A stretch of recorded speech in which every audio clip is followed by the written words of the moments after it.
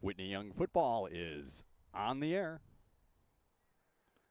We're bringing you a game today. Whitney Young Dolphins versus the Hubbard Greyhounds from historic Gately Stadium on the south side of Chicago.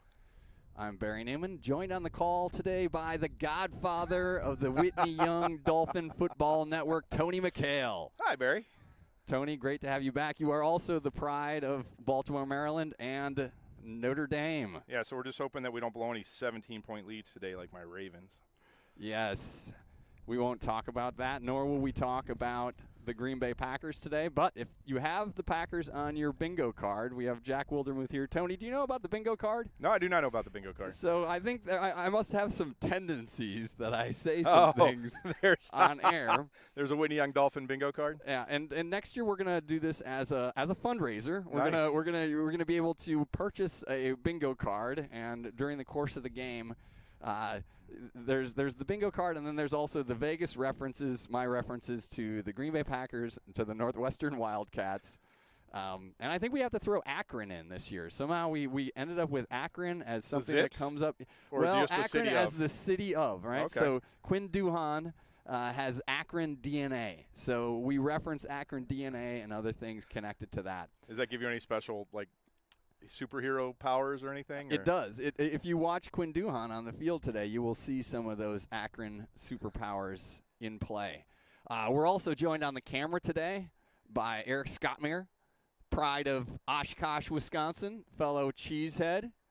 Eric is the husband of Jane who is our crack camera operator. Eric's going to take the first half. Jane flew in today from Seattle, but still had a work call to take care of, so she's back in the car, and Eric is going to be, I don't know, we'll see how the first half goes. You may not want to give up your responsibilities to Jane, although she has set a pretty high bar. There are Emmys available. That's for sure. So let's talk about today's game.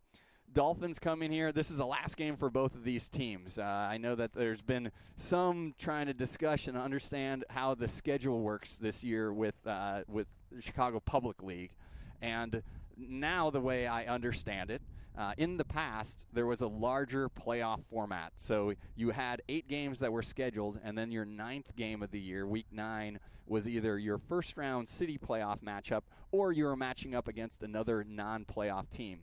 This year, the schedule shifted. CPS made that playoff schedule tighter. Right. And I think with the bigger picture idea of getting teams prepared to play at the state level, and we'll talk about that throughout the day today because there are definitely some powerhouses in this Chicago Public League that have a chance to do some things at state, to do some damage. But what it did in our schedule is it gave us 9 regular season games. So this game is our last game of the year because we didn't qualify for city playoffs. So we're going to do our best to bring you the game today. Dolphins, and I'm still going through my therapy sessions on this season, Tony. It just feels like the bounces and the calls have not necessarily gone our way. We knew it was going to be an uphill battle this year, right? Because it was a young team. We'll also talk about the seniors because we have 3 seniors playing their final game today. So right off the bat, we're coming with a young team. Also, trivia question for you, Tony. Do you know the winning percentage of the Whitney Young Dolphin opponents, what their current winning percentage is of all the teams that we've played so far? I didn't figure that out, but I do have a different number for you. So what's the winning percentage? The winning percentage is 7-18. That's impressive. So, yeah, there are 2 undefeated teams there. Hope and Simeon. Yep, so Hope, the number 3 rated team in the state at 1A. Simeon, the number 2 rated team in the state in 5A, and number 5 in the Chicagoland area are undefeated. Lane has 1 loss. Good, who we beat. That was their only loss of the year. So they're a conference champion. Simeon, a conference champion. Hope, a conference champion. And Lane finished second. Yep, exactly. So give me your number. So I looked at it a little bit different. The tiebreaker in the state playoffs. So 6 wins you qualify, 5 wins you're eligible, and it comes down to your opponent's wins as the tiebreaker. So right now, Whitney Young's opponents have 45 wins out of a possible 57.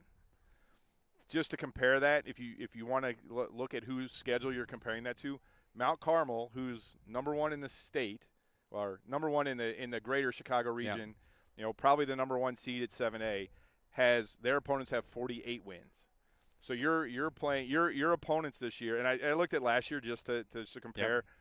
So that 45 games is through 8 weeks, right? Last year, through 9 games, our opponents had 43 wins. So that 45 number is going to go up to 50 at least. And, so it's just, there's some bad bounces. There's the difference in scheduling because of the reformatting that CPL did this year. And, you have one senior, right? It's hard. It's hard to play when it's hard to win at this level when you're starting sophomores and playing, and freshmen are getting a lot of time. It's just this is big time football now. I mean, you look at you mentioned Hope and Simeon. They are both teams with legitimate state championship dreams and prospects. You look at Lane Tech. They have a chance to go pretty far in the city playoffs, I think, and then into the Prep Bowl. So, I mean, it's just things flipped. Lane Tech is graduating 21 seniors off of this year's team, and you're playing with 1. Yeah. I mean, you just can't overcome that kind of disparity at this level. Yeah. And if I add another number on, I looked last night at the Rivals top 100 seniors. Simeon has 5 guys in that list, right? And maybe we'll touch on that. One just decommitted. Actually, yep. So Malik Elzy, who we've talked about a lot this year, and Malik Elzy is sort of the he's a top he's top 150. Top 150 in the country as a receiver and defensive back and punter for Simeon. Was committed to Cincinnati, which was a big deal because he's got offers at Notre Dame. He's got offers at Michigan. I think he had a bunch of some SEC stuff. I know that Mississippi was big on him early, and he was posting a lot of stuff on it. And he decommitted. He was ready to go to Cincinnati, but something led him somewhere else. So there's going to be a lot of action around him. Rumors are he might have got a phone call from Champaign. That's where the chatter is. The chatter is definitely that Illinois is big on Elzy. It would be a huge for Bielema. Just wearing orange and blue a little bit too late. Yeah, exactly. He would have looked sweet in orange and blue. He certainly would have. So let's talk more. I had a chance to catch up with Coach Dan Finger this week, and he got to talk more about some of those seniors that we'll be seeing out there today. Here's Coach Finger. Hey, I'm here with Coach Daniel Finger of the Whitney Young Dolphins. Coach, we got last week game facing Hubbard. What are you expecting out of Hubbard on their side of the ball, and more importantly, what are you expecting out of the Dolphins? Yeah, they're historically one of the best CPS programs, and I know they're not quite at that level right now, but they're always going to have really talented athletes. They're always going to have some good size up front. They do run a bit of a funky offense, a lot of unbalanced formations, and so we're going to have to be on our P's and Q's defensively and make sure we're communicating really, really well and hitting our right gaps and lining up correctly. Defensively, they're going to give us something similar to what our base is, a 4-2-5 over. That we've been practicing against all year, so we're excited about how we're going to run the football against that and should have some opportunities for some big plays in the passing game as well. All right, very good. And as the last game of the year, we've got not many seniors, but we've got 3 important seniors. Brandon Bardsma, I always call him Brandon Bardsma, Jacob Mraz, and Alex Dale. Give me some of your thoughts on those 3 guys. Yeah, I mean, those guys have been just battling and leading our team for these few months here.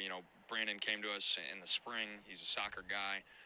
Said, hey, I think I want to kick and maybe try football as well, and came out this summer and was doing both and just turned into a football player.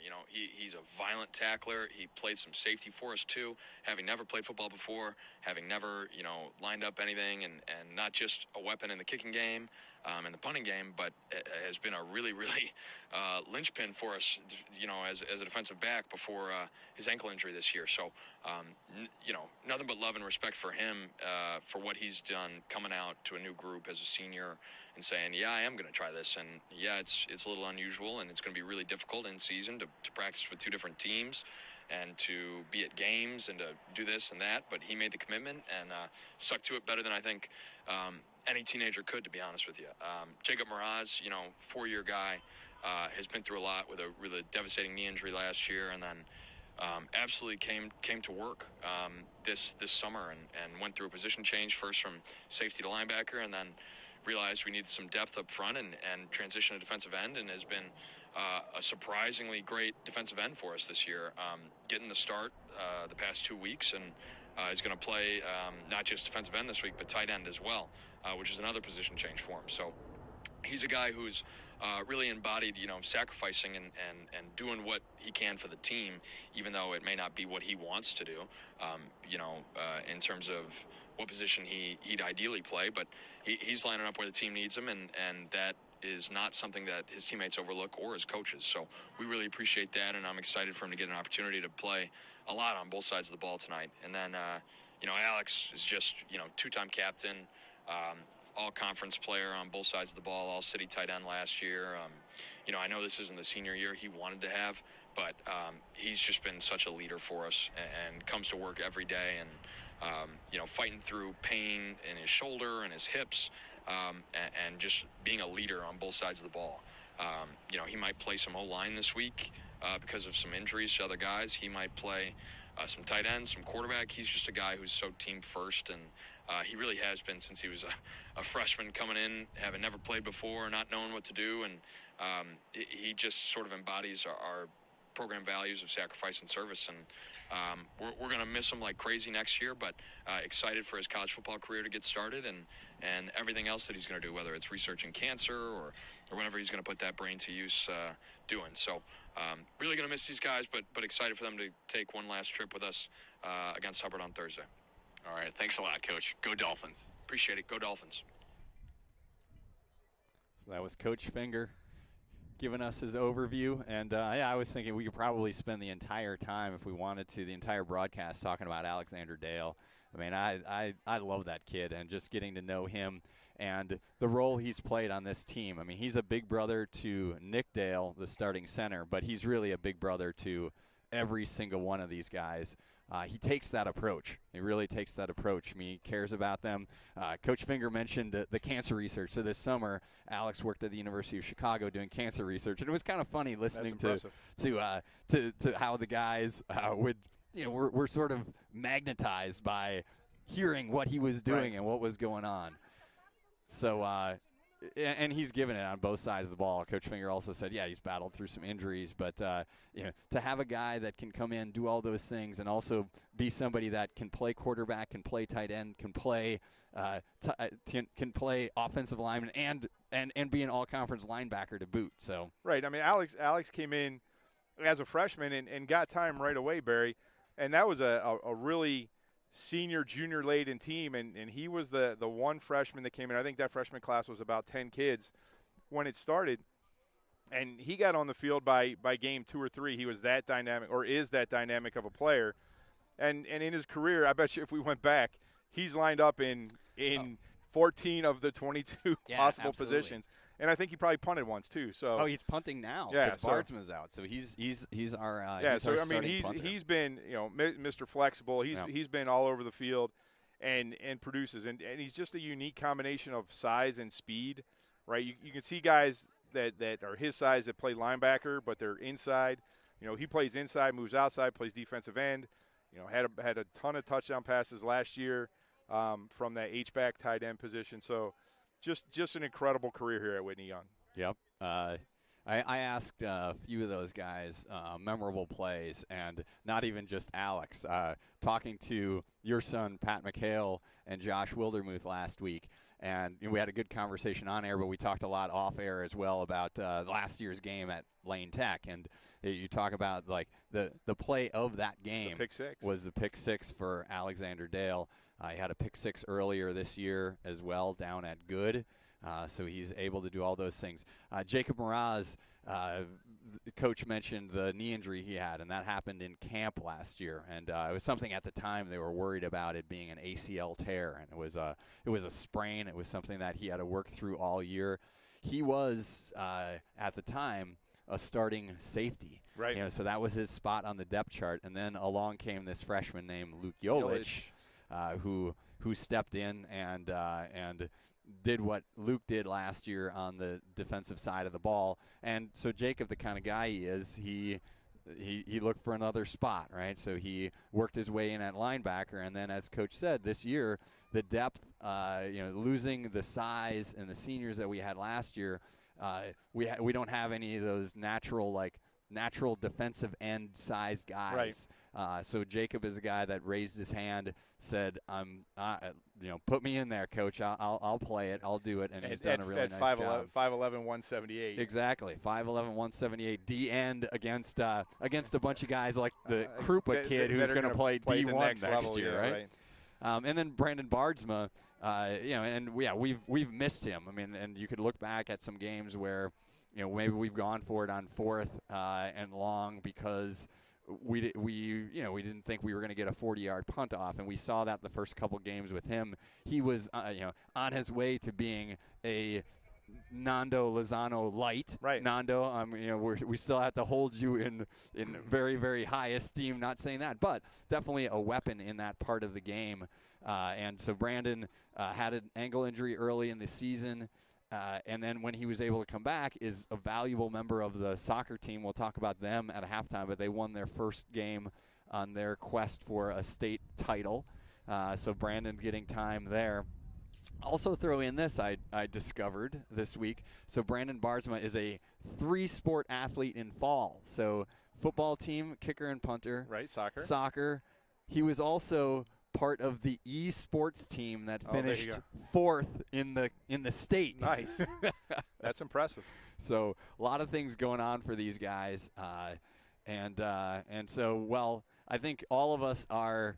High school football is there's a tight window. The window closes pretty fast. The 9-game season, and while these guys have been going at it for a long time, I mean practices since June, the off-season workouts really never stop. But then when you get into the season. Even though that Hope game when we set up at Michelle Obama Field and you left me with all the equipment and some my scant notes about how to set up the live stream, and it was about 90 degrees. I mean, we're not going to complain about the weather today because it's incredible. It's beautiful. But it seems a long time ago, right? And I think also looking back at the schedule and the way that was also a factor for this Dolphin team, because you never really got a break. You never got a string of games against teams that were your size, your experience. Right. You start out with a Hope. That is, as we've said, number 3 in the state in 1A. Then you got a winnable game against Good. But then you roll in against Simeon, right? So then you got to go against the one of the top teams in the state. And sort of the back and forth of the way some of those things worked out also worked against us a bit. So captains heading to midfield. Number 6, Alexander Dale. Number 12, Bennett Newman. Number 3, Anthony Hood. And number 7, Joseph Clayton. Yeah, and that just, tells you a lot about Alex, going back to him. The fact that his peers elected him captain as a junior. Yeah. I mean, that's how much on a senior-dominated team, right? On how much they value his leadership and what he's brought to this squad over the last 4 years. And did a lot. I mean, he was one of the key players that held this team together during COVID when all they could do was work out on Zoom and maybe it didn't happen, sneak onto the Michelle Obama Field on a Saturday morning when nobody was looking. Yeah. So well, and that's one of my earliest memory of Alex, thinking back to that COVID year, spring season. We had a 3-game season. Skotanis goes down. Frank Skotanis, our standout running back, defensive end, goes down with a very scary-looking knee injury. That was in the Peyton game, so 2nd game of the year. And then Sam Wyatt, who's playing out in California right now, Pomona. Sam checks in at running back, has a nice game, but has one of those upper body injuries on the goal line. So you talk about memorable plays over the course of the now 5 years that I've been doing this. That's one where if you go back and look at that play, it started on the 4-yard line. We're going into the end zone. All Sam had to do was take one step to his left, and he walks into the end zone. Yep. Instead, he lowers his head like a bull and runs smack dab into the Peyton guy and gets a concussion. And he fumbled. And we didn't score. Yeah. Dude, all he had to do was take one step to the left, and the game's over, as a matter of fact. And, we don't need another late interception and all that good stuff. But what that sets up on the story is the following week was a game out at Rockney against Clark, a game that Coach Finger got ejected from, yes. which is so opposite of Coach Finger. But a game that gritty game against a tough Clark team that the starting running back in that game was Alexander Dale. We were down to our third running back, and a sophomore at the time stepped in and had a great game. I remember that's when I met his dad, Rodney Dale, who's a first-class guy and somebody that you always like to be around. So that was the introduction of Alex to that position. So it looks like the Dolphins won the toss, Barry, and have deferred. Hubbard's going to take the ball going from your right to left, which we're kind of in a triangle down here, which is northeast and southwest. Yeah, something like that. It's a little different here. But they're going right to left. Yeah, Hubbard has a small roster and not a whole lot of fans here. I mean, the last time we were down here was facing Simeon in the city playoff game last year. And a little bit different dynamic. I mean, Gately at its finest, when you have like a Simeon versus a Kenwood or Morgan Park game, you look over here to the other side where the baseball fields are. You've got cars out there. Yeah, you got family parties going on, which is pretty cool. So a little different playing at the 4:15 kick on a Thursday afternoon. But I'm thrilled to be here. Thrilled to have you along with us, Tony. Good to be back. It's good that it's 60 degrees and not raining. Yeah, exactly. It's funny that you didn't volunteer for last week's game. You might have been working by yourself. Yeah, so we'll get some names on the kickoff team, just making sure that everybody out there. Brian Pantoja is out there, freshman, who's played a lot at corner this year for Tyson Hayes. I want to say Tyson Hayes played his best game of the year last week against Phillips. He was flying all over the place, blocked punt. Great defensive plays. I won't get through all the numbers, but I see 28, Maxwell Warner out there, number 10, Joseph Gray, and then some of the stalwarts, Anthony Hood, number 3, Joseph Clayton, number 7. So it looks like we got things squared away. I think there aren't enough fans here. Like Jack Wildermuth wants to shake his cowbell, but there it goes. Oh, Scott Clayton, there he is. Looks like we might be short a referee too, Barry. I only see 4. We're rolling with. Yeah, we're rolling with 4. All right, so Alexander Dale with an onside kick to start it out, fielded by number 7, brought down at the 45-yard line by Tyson Hayes. So Dolphins tried to roll a little bit. Riverboat Dan Finger rolling up the onside kick to start us off. We have a scant version of a Hubbard roster. So I know number 7 is somebody who's going to touch the ball a lot, but unfortunately we don't know his name. You're going to see a lot of number 15, Shamar Washington, or Charmar, depending on how we want to pronounce it. You'll see a lot of I think, Aris Bolter, number 10, Vajarin Smith, number 6. So as Coach Finger said, a little bit of a tight formation. You have one wide receiver, call him a flanker, to the top. You've got 4 guys kind of shuffled in the backfield, and they try some misdirection sort of stuff. That's the quarterback, number 15, met and dropped by Quinn Duhan. Q. Du coming up from his safety spot. Yeah, there was a little bit of a gap there for the quarterback, Barry, but it shut down quickly. And it's I'm not sure you can see it at home. It's really weird. There's only one person outside, in this case to the left of the center. Everybody else was to the right. So you're almost like, you sit there and you're like, who are they going to actually snap it to?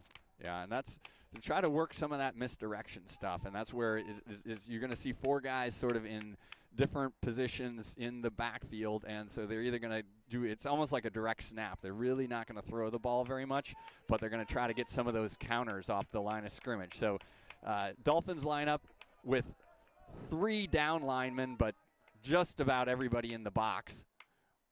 And so that's Washington back to pass. Under pressure, Joseph Clayton bringing him down at the 40. Yeah, only one receiver in that pattern, Barry. That was max protect, and great coverage by Anthony Hood. Nowhere for the quarterback to throw the ball, even if he had a second. Yeah, and that's a change that was made last week. And, again, we talked about some of the injuries, and Luke Jolich getting hurt early in the year.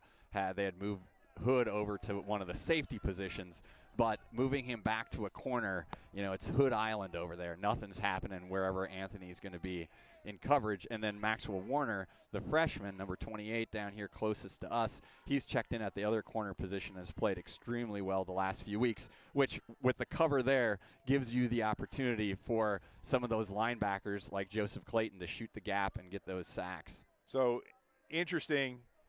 We're worried that Hubbard can't throw the ball very much. It's 3rd and 15. So now the quarterback's now directly behind the center, and they're almost in a pistol where they got the running back behind the quarterback. Now they're doing some different formations. So Warner and one-on-one coverage down here on the bottom. Dolphins going to bring a bunch, and Joseph Gray shooting in from the outside with the sack.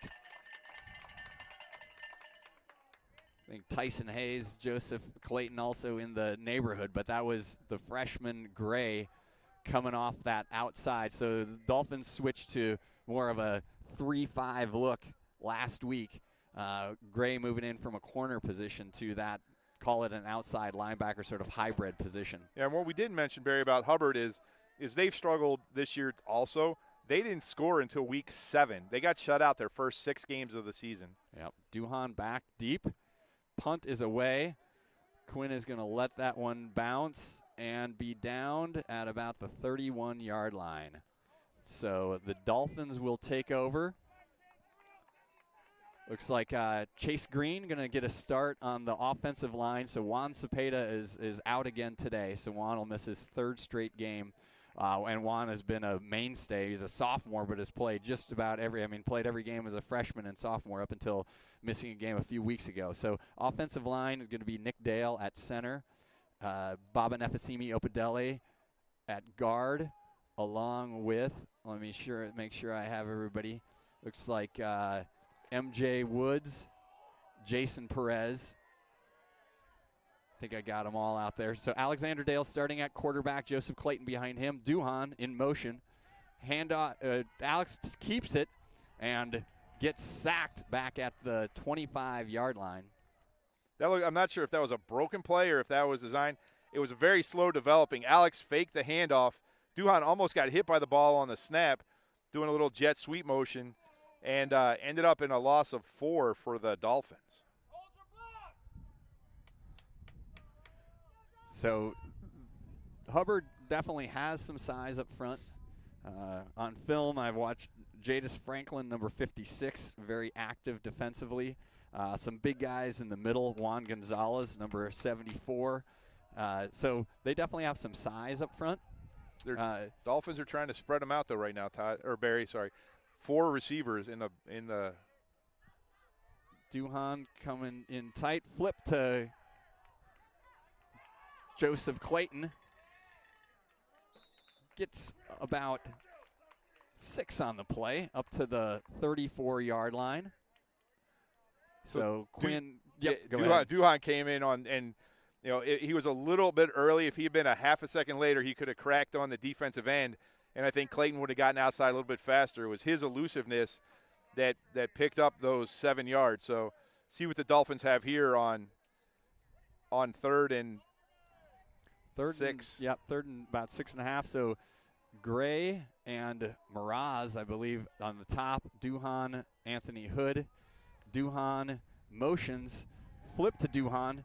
Duhan turns it upfield, first down across the 40-yard line. Yeah, so every play so far, they'd run that motion with Duhan coming from the right, looking at the jet sweep. First time he went across the formation, 2nd down, he cracked on the defensive end. That time, we're going to have to call that a pass. Yep, you're right. That was a forward pass to Quinn Duhan, Akron DNA, grinding out the first down. There you go. Is that on the B-I-N-G? What's the top? How do we We'll work through it. You know what's in the center? The center is Sorelli's We haven't there you gotten in. We'll have to get a couple pitches in for Sorelli's. But right now, Dolphins driving, 42-yard line. Dale at quarterback. Miraz in motion. Alex keeping it. Alex cutting. Alex to the 40. Cuts it back inside the 30-yard line to the 28. And that's what I think the Dolphins need to do, Barry, is not the fake handoff, the spin, looking to go to the counter. That was a straight quarterback draw. Dale took off across the left side. They had sealed it. And you mentioned the size of the defensive front four. I think when you get to the linebackers, Whitney Young is outweighing them by about 40 or 50 pounds. So if you can get to the second level on a consistent basis today, you're going to have some success. So seal those edges. Maybe not try and run up against the two big guys in the middle. Get to the edges. They only have one safety, which is why you saw Alex be able to get down. And yep. Green and Perez at those tackle positions, but also up front, Opadele, Dale. So the handoff to Clayton. Clayton shooting through. Clayton to the end zone in the house. Touchdown, Joseph Clayton.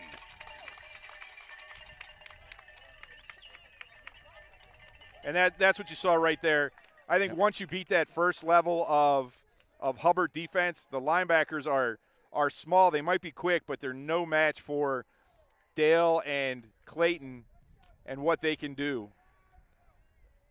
So Dolphins go on top 6-0 here. Ben Barrett on long snap. Solomon Bradley at kicker. Holder, Will the Thrill DeMille. Little low snap. DeMille corrals it, and Bradley punches it through the middle for the extra point. So the Dolphins go on top early here, 5:45 left in the first quarter. 7-0 Dolphins over the Hubbard Greyhounds. 3 minutes and 12 seconds, Barry, on that. So real quick drive, and that's what you want to see in a game like this where, both teams know it's the last game of the season. Neither of them had the season they wanted to have. You have to go out there and impose your will and make sure that this is the first game of next season, that you understand what you can do with the juniors and juniors and sophomores and freshmen that have gotten a lot of time, right? You have big classes behind this. This three-person class was an anomaly.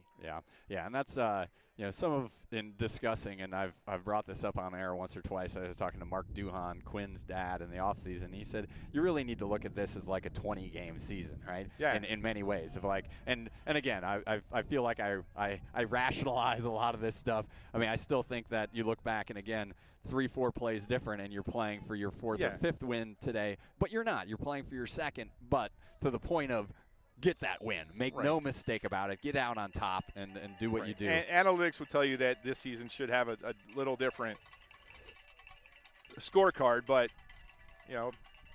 as the man said, we are who they thought they were. Another onside kick. That one is going to be, I think, recovered by the Dolphins. We'll see on the bottom of that scrum. You got Duhan and Hood, but I think that Hubbard was able to come up with it. Number 11, the person who had hit on the initial kick, was able to get down on it, even though there was 3 Dolphins there. So they're going to give Hubbard the ball on the 50-yard line, see what they can do with their second drive. First went backwards 6 yards in just 4 plays. Yep. So let me just make sure, let me run down some defensive players. So Nick Dale starting at the nose.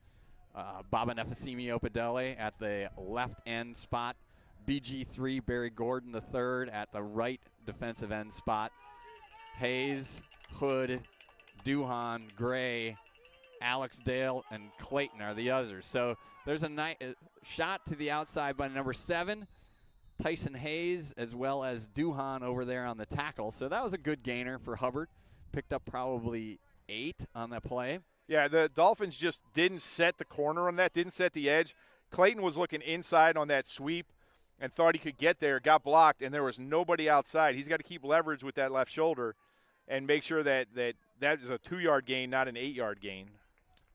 Yeah, and the Hubbard, while it took them a while to score, last week they played against Brooks, and Brooks is a good team on that Red South division, and they played them tough. It was 18-14, I think, loss. And the second play from scrimmage was a 65-yard touchdown run. So they have the potential to do those kind of things. And that was the man who did it, number 30. But he gets met immediately by that right-hand or left-hand side of the Dolphin line. I'm going to guess.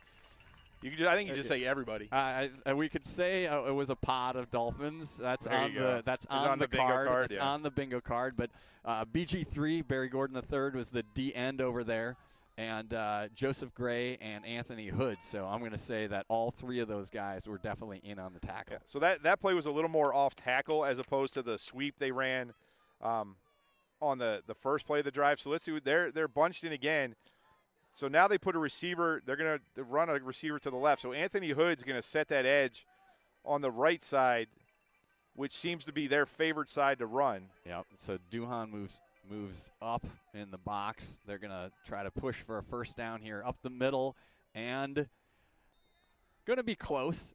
So they just ran it right in the middle of the line. A referee on this side is marking it at the 40. So that's going to I think we got a player down, Barry. Okay, player down. They're giving it a first down on it, but Hubbard and we actually don't. I mean, you never want a player down, but we definitely want any Hubbard players down because they don't have a whole lot of guys. Right, they only dressed. We counted 17 that they dressed today, so clock's going to stop with 3 minutes and 36 seconds left. But yeah, that ball. The only reason that's a first down, Barry, is because they put it on the big line, on the kickoff on the 50, and they decided that the nose of the ball would be touching the 40. So great push on that play by the Dolphins interior line, and almost held them. So far, after 6 plays, just one big 8-yard gain. Everything else, the Dolphins seem to be eating up with that. And it helps when you have 5 linebackers. It helps you not have to worry about setting the edge so much. If your wide guys stay wide, it takes away that sweep action that Hubbard's trying to get to. Yeah, and it's one of those things where Bob and Efesimi Obadele definitely a lot more active last week at a DN spot, and I think some of that goes into that, right? Because he doesn't have to worry about being wide and forcing things inside. I mean, he still has responsibility there, but he can be more of a playmaker. A lot of times in those 4-man fronts, what you're asking when he's a DT, all you're doing is trying to take on the guard and center, and Bob and Efesimi, he is a member of that Whitney Young weightlifting team, and we'll see a lot of him in the offseason doing those things. My favorite quote, I was talking to Coach Eddie Boucher, the offensive coordinator, and talking about Bob and Efesimi. So listed at 5'5", 209 pounds. Yeah. And he said, Baba's got built-in leverage. Yeah, I mean, you can just – from up here, you can look at the leg drive and strength that he has, and he's going to get under every single offensive lineman he's playing against. So, and that's the key. If you can drive their steering pads, if you can get your hands inside and under, you're going to take that guy wherever you want him to go. All right, so first down, 1st and 10. Hubbard at the Dolphin 40-yard line. Little pitch inside to number 7. He's going to pick up about 2 or 3 before being met over on the left-hand side. I think it was Anthony Hood in on that tackle. So everything's a little bit of a counteraction right now, Barry. Yep. They're 7's lining up on the left side. They want everything to flow to that right-hand side of the offensive line. We'll have to see if that changes with the injury to the – Well, he actually just checked back in. So number 73 is Julian Aldrete Gonzalez. And so he was helped off, but he's checked back in. So good news for him, good news for Hubbard. 2:38 left here in the first quarter. Hubbard with a second down and about 7 yards. Hey, our 5th official showed up. All right, we've got 5 stripes on the field. And the officials are always correct. Washington with the handoff, met in the backfield. This is a bit of a scrum. I think that was Joseph Clayton. Joseph Clayton shooting through there. So different formation that time from Hubbard. They had number 7 lined up on the right-hand side. He started to come in motion, stopped. They're going to say no gain on that, so 3rd and 7. But he was lined up as the end on the right side for the first time tonight. So that was their opportunity to try and fool the Dolphins a little bit, but just went with a straight dive, which I don't think there's going to be a lot of room for them tonight. Nick Dale holding down that nose guard position right now. So 3rd down and 7. Snap to the quarterback. He's back, looking deep. He's got a receiver, number 9, who's still on his feet. And tackled at the 25-yard line for a 1st down. Hood brings him down. Yeah, interesting route that time. They had number 7 cross, and then number 9 went the other way. So they met in the middle. There was 2 receivers there, threw the ball just over Clayton's head, and picked up a key 1st down. Yep, so 1st down at the Dolphin 25.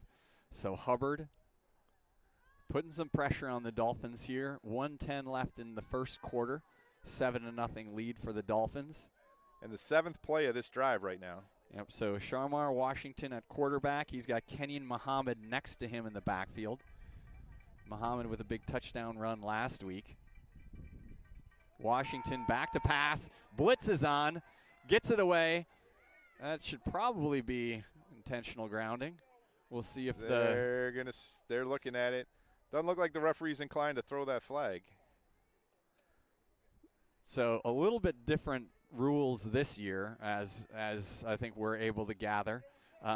More of like an NFL type college of rule. They did college. they changed the rule this year. Yep. But I don't think he was out. I would argue that box. he wasn't outside the hash marks. But. Yep. So you have to be outside the tackle box, and then you don't have to. As long as you're outside the tackle box, you don't have to have a receiver in the area. Looks like they are kind of looking at each other, but they're going to just decide that the ball is going to stay at the 25-yard line. So interesting. So Simeon, and I'll tell you after this play. All right. So Washington, the Hubbard quarterback, again has Muhammad next to him. 2nd down, 2nd and 10 from the 25. Washington keeps it to the right-hand side where he's met and dropped by Joseph Gray, the freshman. Nice tackle, very formed tackle. Just wrapped up his legs and brought him down to the ground. Yep, Gray, 5'11", 168-pound freshman.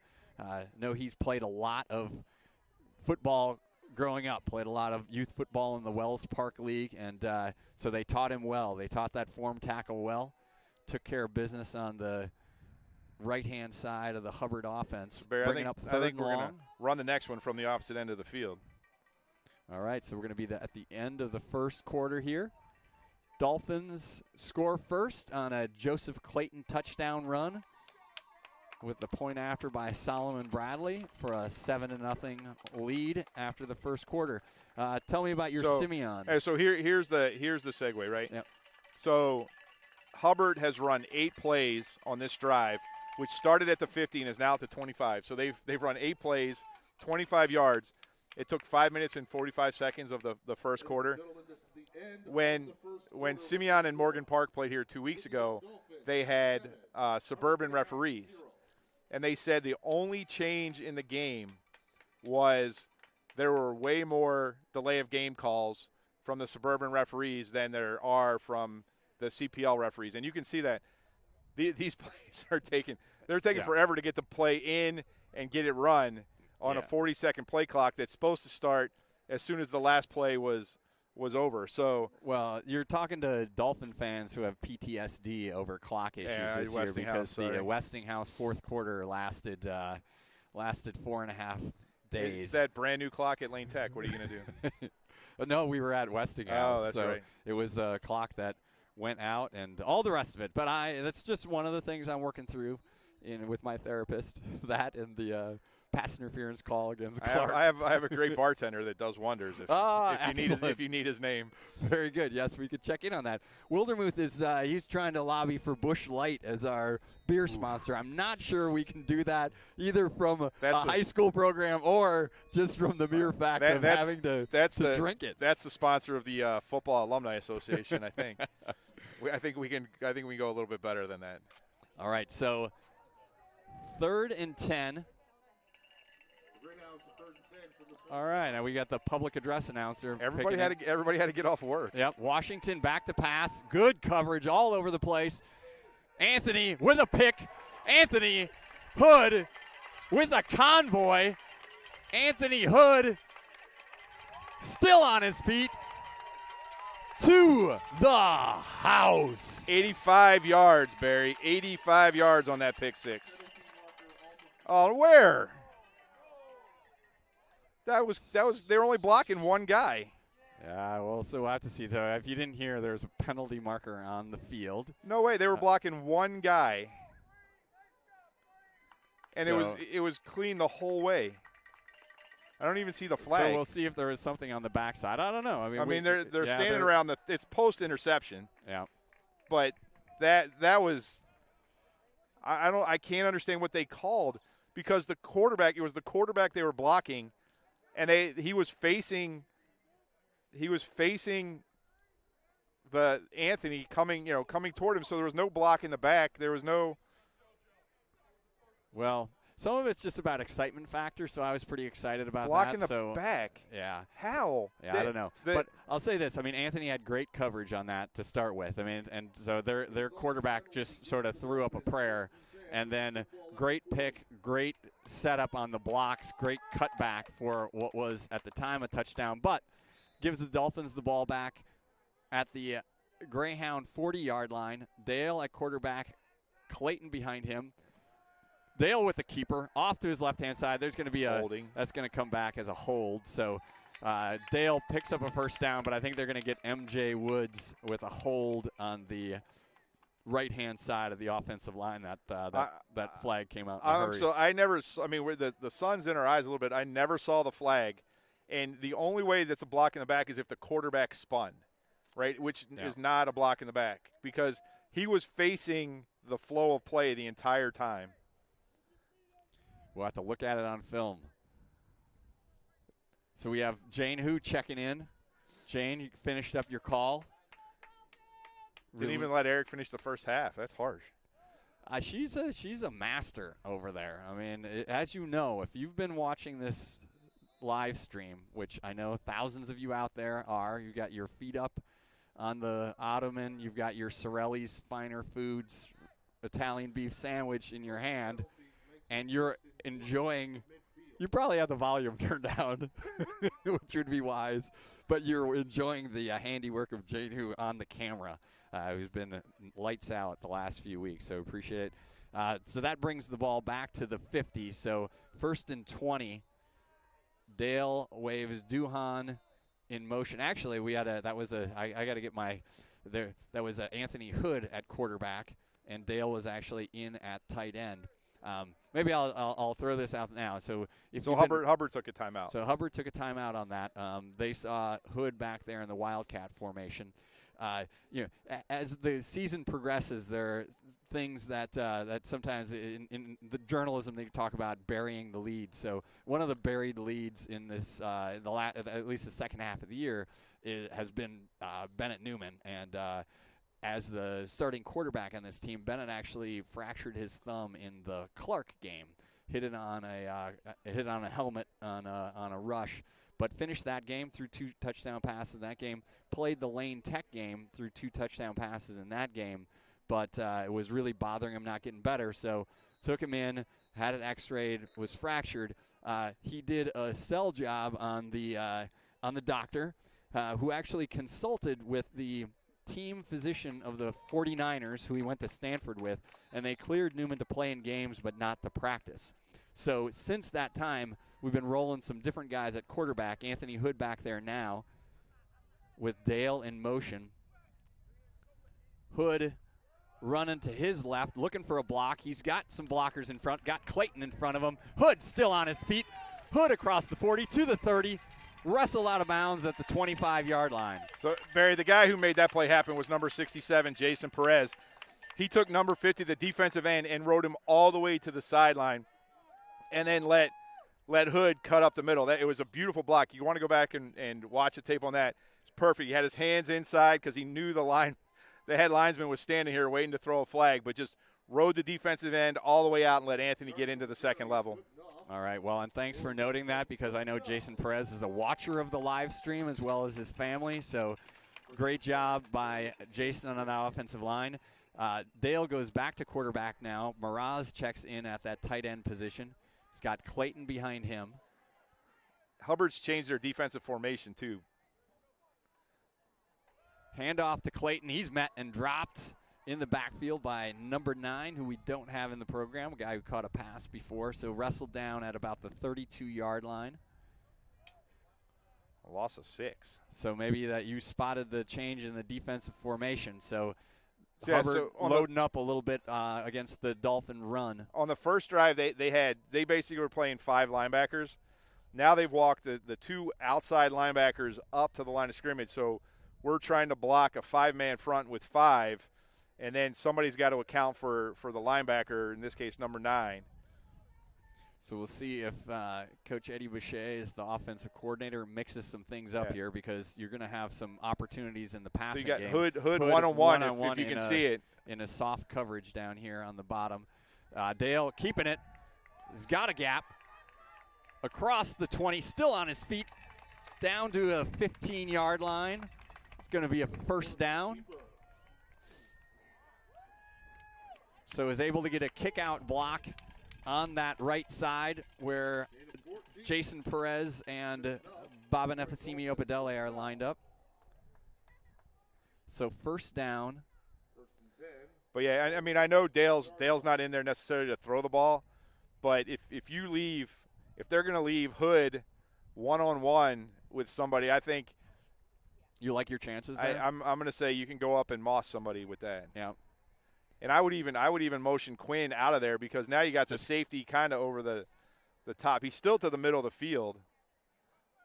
So Dale throws it out to Jacob Miraz, just out of his reach. So senior to senior. And he was wide open right there. So the cornerbacks are just falling straight back with the receivers. The safety's dropping back. So now that they've moved 2 of their outside linebackers up on the line of scrimmage, now you only have 2 linebackers back there. If you can get There's that ball, a lot of room in there. If you can get that ball just quickly over the top, Hood's coming back in as quarterback. Yep. If you get the ball quickly over those front 5, run the back 4 off, you got your speed guys against 2 linebackers. I'll take that every day of the week, and Thursday too. So Hood at that quarterback position. Clayton to his left. Duhan wide to the left. Dale in motion now to the left. Hood surveying things. Gets a snap, running. Hands it off to Dale. Dale looking to pass. Dale to a wide open Jacob Miraz, just out of his hands. So I think they cooked that one up to get the senior quarterback to the senior tight end. And it was there. Not quite able to do it. Not able to put it, but a nice looking play. Good. I think it was a good ball, just a little over his head. Yep. I think Jacob was just a little out of position. Like he had to pivot back, and it put him a little bit out of position on that. So that brings up 3rd and 10 from the 15. 8:45 left here in the second quarter. Whitney Young with a 7-0 lead over Hubbard. Yeah, and keep in mind, the Dolphins will get the ball to start the second half. So if you can score here, you could almost, you could have score here, stop them, score, and then get the ball back, get this game put away early in the third quarter. So now motions Hood to the backfield. Hood with the handoff. Hood search and spin move into the end zone. I think there's a flag down. And there's a flag down. Man, I'm going to stop getting excited about holding. things. They're going to bring it back. Holding at the 5-yard line. I'm not sure who was out there. Had to be one of the wide receivers. So I think every time I get fired up here, a flag comes out. So I'm going to stop. I'm just going to call the rest of this game in a monotone. But, again, a nice play design, great spin move by Anthony to get in the end zone. But that'll be the second touchdown called back. Anthony's second touchdown wiped off the board today. One on a pick 6. And now on this running play. So that'll bring up 3rd down and 10 again. It's just like it didn't happen. Just back to it, yep. I think we might have picked up half a yard. But yeah, great spin at the 5 by Hood. Got met at the goal line, but forced his way in. So Hood and Duhan to the top. Pantoja and Miraz to the left-hand side. Again, Hood motions to the backfield. Going to try the same play on the right-hand side. He's kicked out, but still alive. He's got a lane. He's got a touchdown. I'm looking for flags. No flags that time. What is that thing on that side of the field? It's not a flag. No flags. Woo! All right, so No flags. Dolphins said, hey, it worked to the right.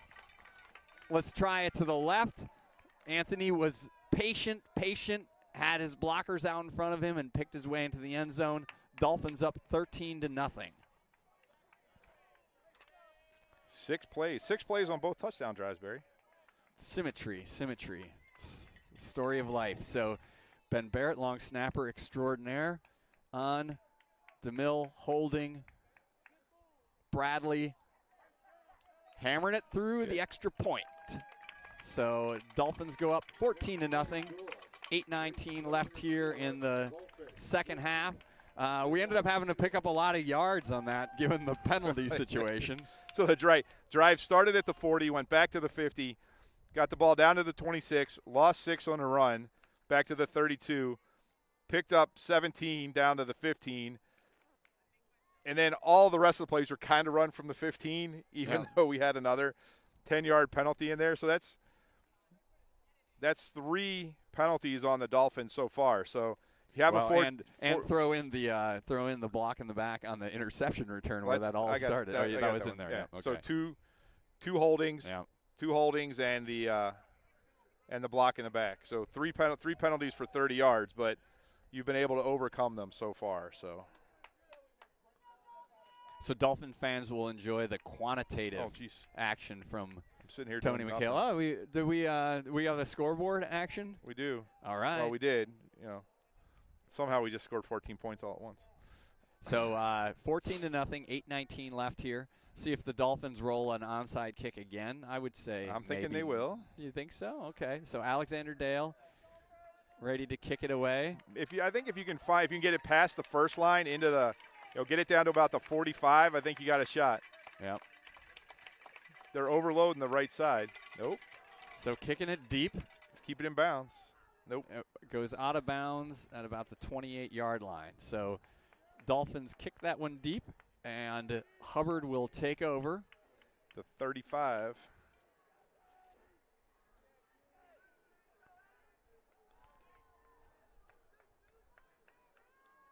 So you see the Dolphins getting a little swagger back in their step. Again, been a bit of a grind of a season. We've dealt with some injuries. Jolich going down early. Harrison Gassa, good to see him here today. He's on the sideline, number 21. Harrison had an ankle injury after a nice catch against Phillips, and Harrison's done a lot.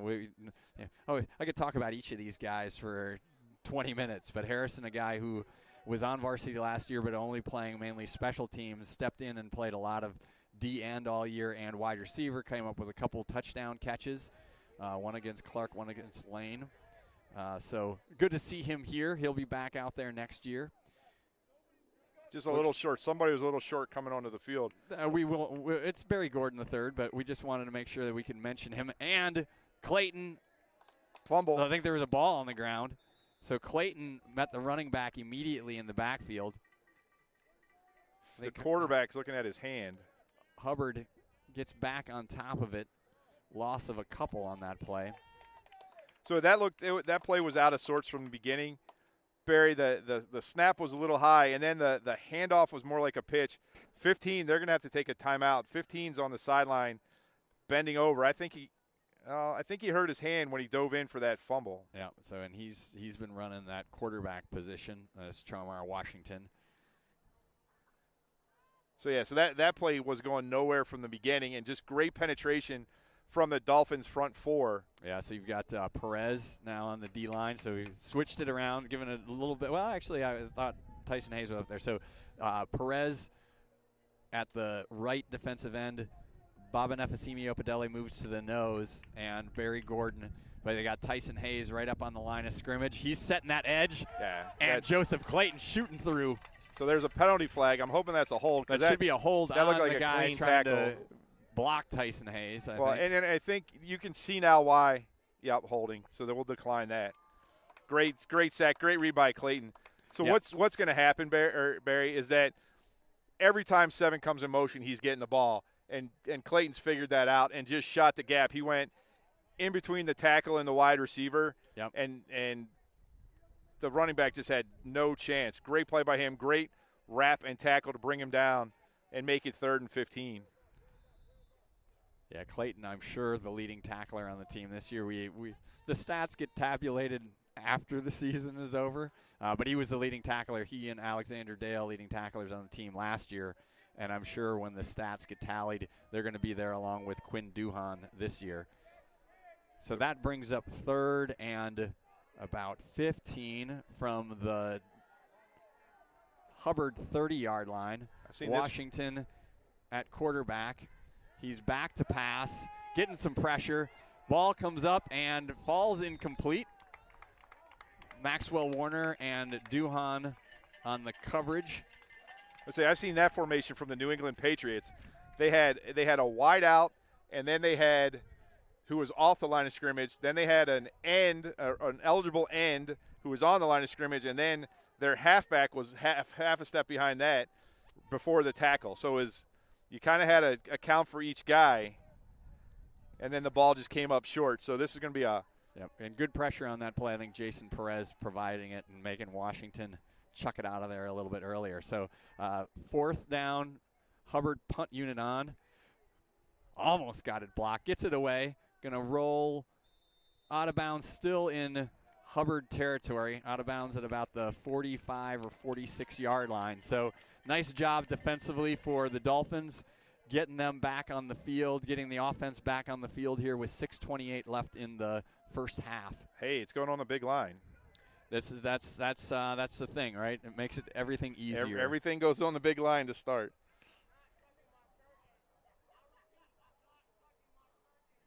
So Joseph Clayton is on the sideline saying he is not tucking his shirt in. He's getting a break, which puts Maxwell Warner in the game at running back. So Dale still at quarterback. Warner, the freshman, checking in at running back. Duhan in motion. Pitch to Warner. Warner with some room, with Opadelli out there getting a block. Warner with a cutback. Just gets tripped up at the 15-yard line. So Warner was smelling his first varsity touchdown there. So we go, just because I'm watching the blockers today, but so that time Quinn hit it perfect. He timed his motion, hit the defensive end as the ball was snapped, opened up that entire left side for that pickup of 37 yards. It was at the big line. Yeah, nobody told me there'd be math involved. Right, on the 13. So Clayton checks back in. But just beautiful blocking on that by Duhan. So Dale at quarterback. Duhan in motion. Dale keeps it. Dale up the middle. Dale rumbling. In for a score. Touchdown, Alexander Dale.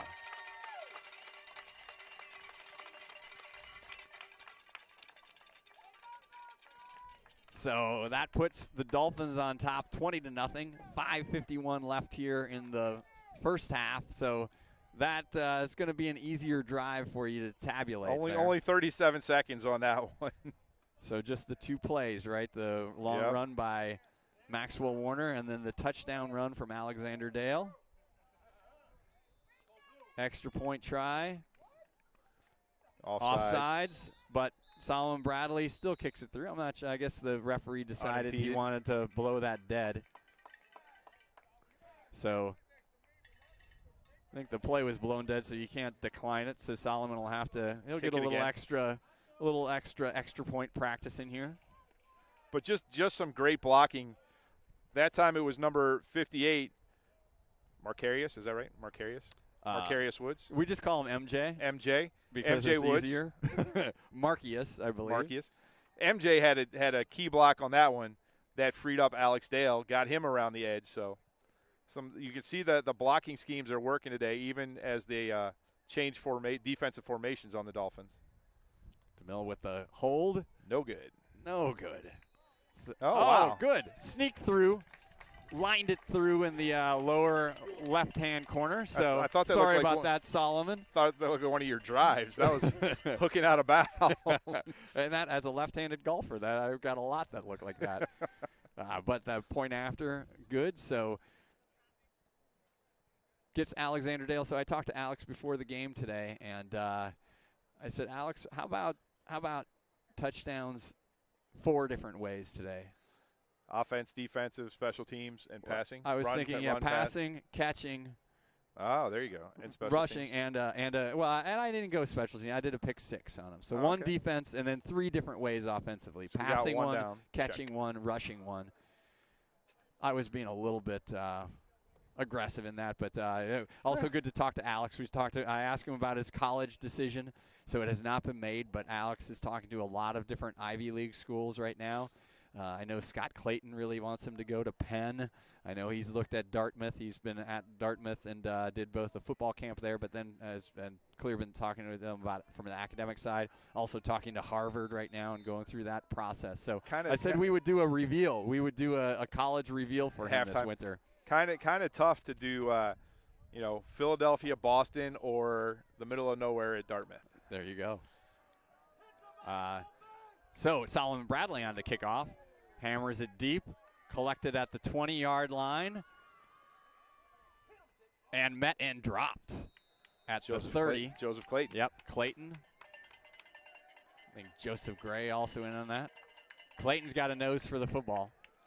I think his dad was a little worried at the beginning of the year about how he would be as a running back because he's much more comfortable lighting people up on the defensive side. So you're saying he should have changed his number to 52 instead of 7? I don't know. I think 7 fits him well. And Joseph has we've seen him continue to progress as a running back throughout the course of the year. And, even in talking about how young this team is, and, Joseph as a guy who played a lot defensively last year and even some as a freshman. I mean, this is his first full-time action as a running back, and he's done a nice job this year. So Hubbard takes over with a whole bunch of guys in the backfield. Number 6 with a nice run. He's going to get a first down before Duhan takes him down. That's Varanja Smith in the backfield for Hubbard. So he was short, but they are going to give him the first down. Across the big line. So Dolphins changed things up a little bit on that. They have 4 linemen. They're kind of daring Hubbard throw. They have 4 linemen now and their 5 linebackers. So just selling out, just got blocked inside that time.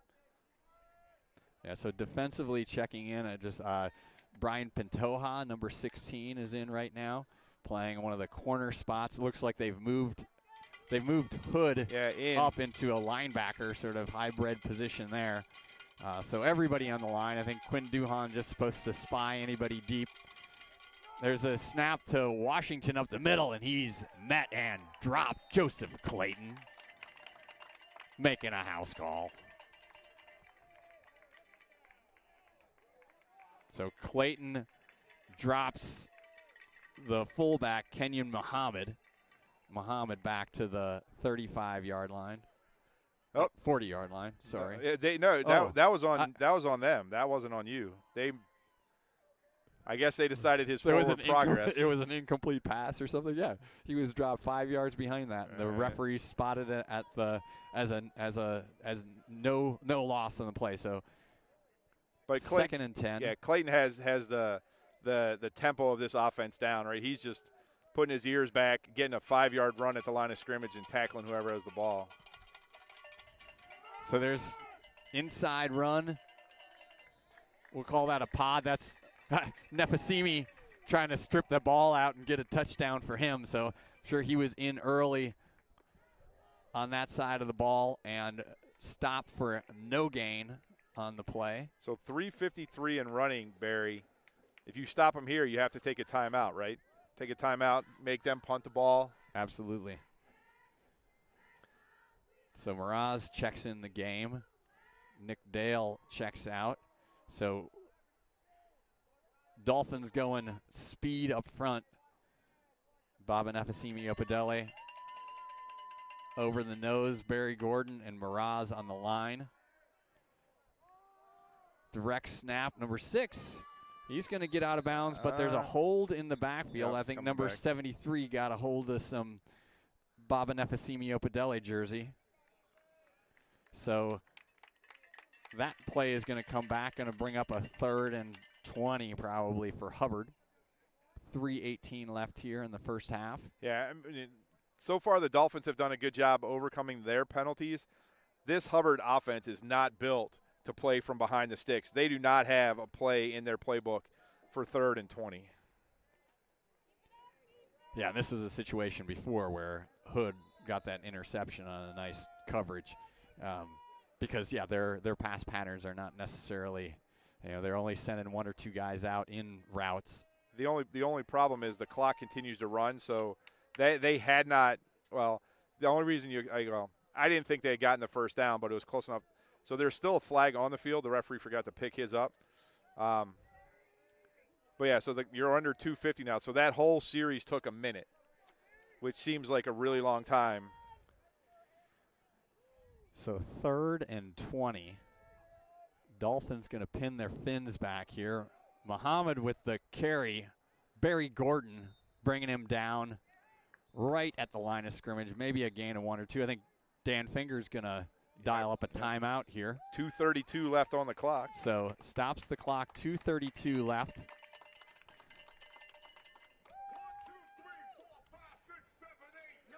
Well, now that we got the music going too. Yeah, cranked up some music. Dolphins ahead here, 21-0 in their final game of the year. Again, senior day here. Alexander Dale starting at quarterback, getting a touchdown run on his final game as a Dolphin. Jacob Mraz almost with a touchdown catch on a trick play. I bet you he gets another shot at it. I bet he gets another shot at it.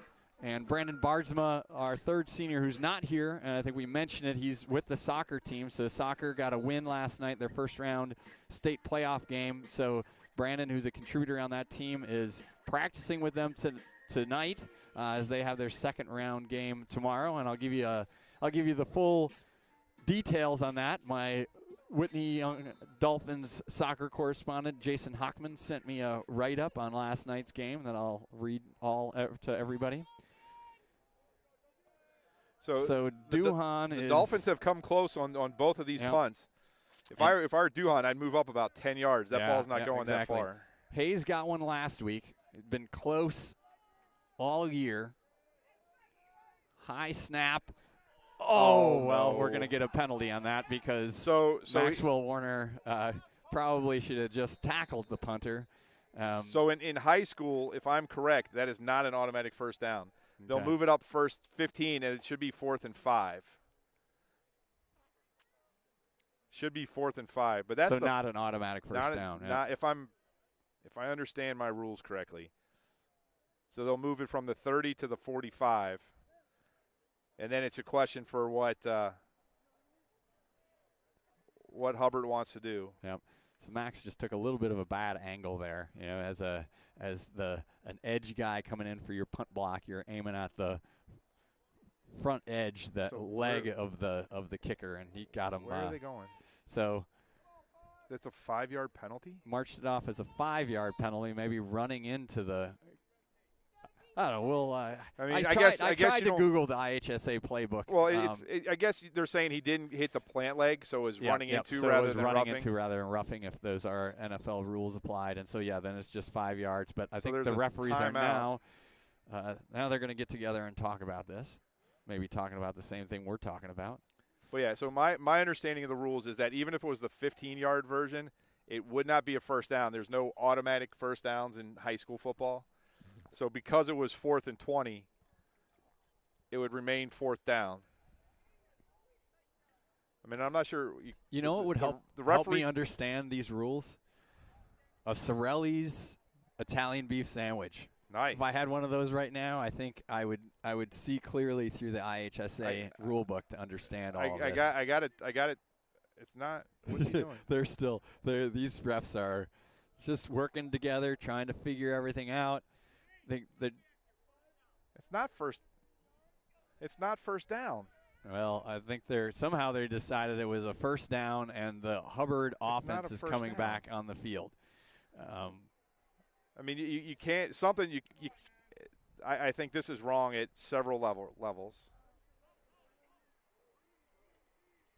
This is Coach wrong. Finger took one timeout in this, so Hubbard gets the ball back. No, No, so the Hubbard offense is definitely on the field. Quinn Duhan's trying to figure out what is going on, so he's moving back up into his safety position.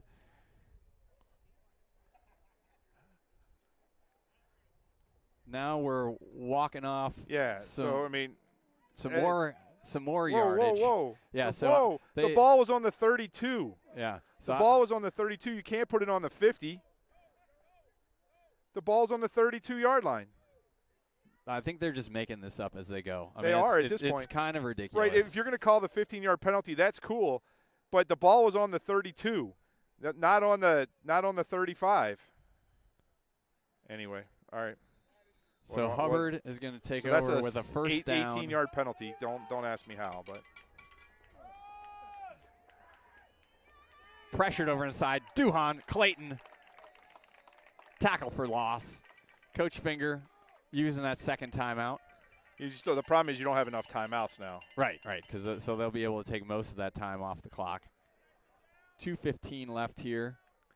Great play by the Dolphins just to string that out all the way to the sideline and end up causing a loss of 2. You saw Clayton come in, dove right at the hash marks, and then Quinn was able to come up from his safety spot and make the tackle. I'm very confused, Barry. I am in general. I usually am when I wake up in the morning. Tends to get better throughout the course of the day, but then usually tails off at the end.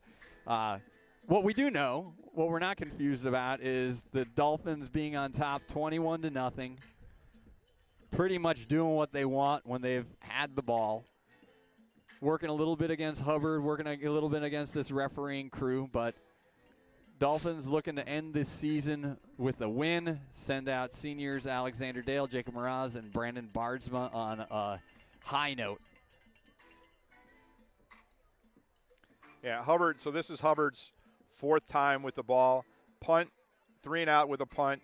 They had ran 9 plays on their second drive, but threw an interception and got run back all the way to the 40-yard line, 3 and out on a punt.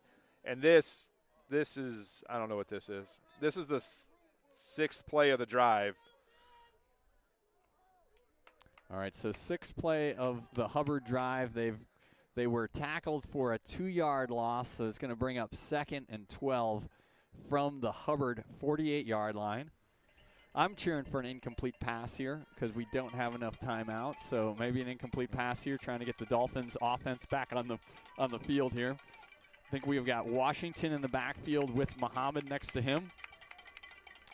Washington gets the snap, handoff to 7, and 7 trips him up and then cleaned up by Tyson Hayes. So 7, Joseph Clayton shooting through there from his linebacker position, tripped up the running back on that jet sweep action, and then Tyson Hayes took care of the rest of it, tackling for no gain at the 48. Coach Finger uses the final timeout of the Dolphins here in the first half. 2:01 left. Whitney Young again ahead 21-0. I think Coach Finger was looking for some time on that clock too. I think it continued to run after he called the timeout. But great play that time by number 4, Tyson Hayes.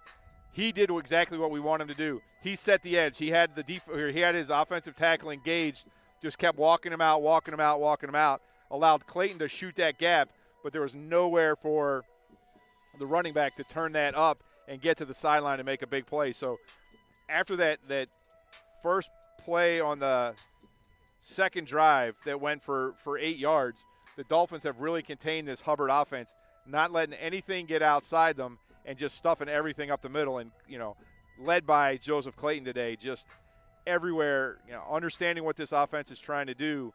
And, it's a great benefit to a linebacker when he doesn't have to worry about the pass. But, Clay, you can see Clayton's speed right now and just finding the right hole to go through. The front 4 of the Dolphins doing a great job making space for the linebackers right now. Yeah. Also want to note, this is actually the last game of Coach Malik Leonard's run as defensive coordinator. Coach Leonard is moving to Texas after the season. So he's led this defense for, I think, the last 3 years for sure as D coordinator, and dominating defense last year. So Coach Leonard, thanks for everything that you've done. So they're trying to change the clock, trying to put some more time on the clock, so they took 3 seconds off. So they're trying to get it. They're trying to get it to 2:09. And okay. The chain gang is wrong on the. Yeah, it's third down. It's third down. Third down.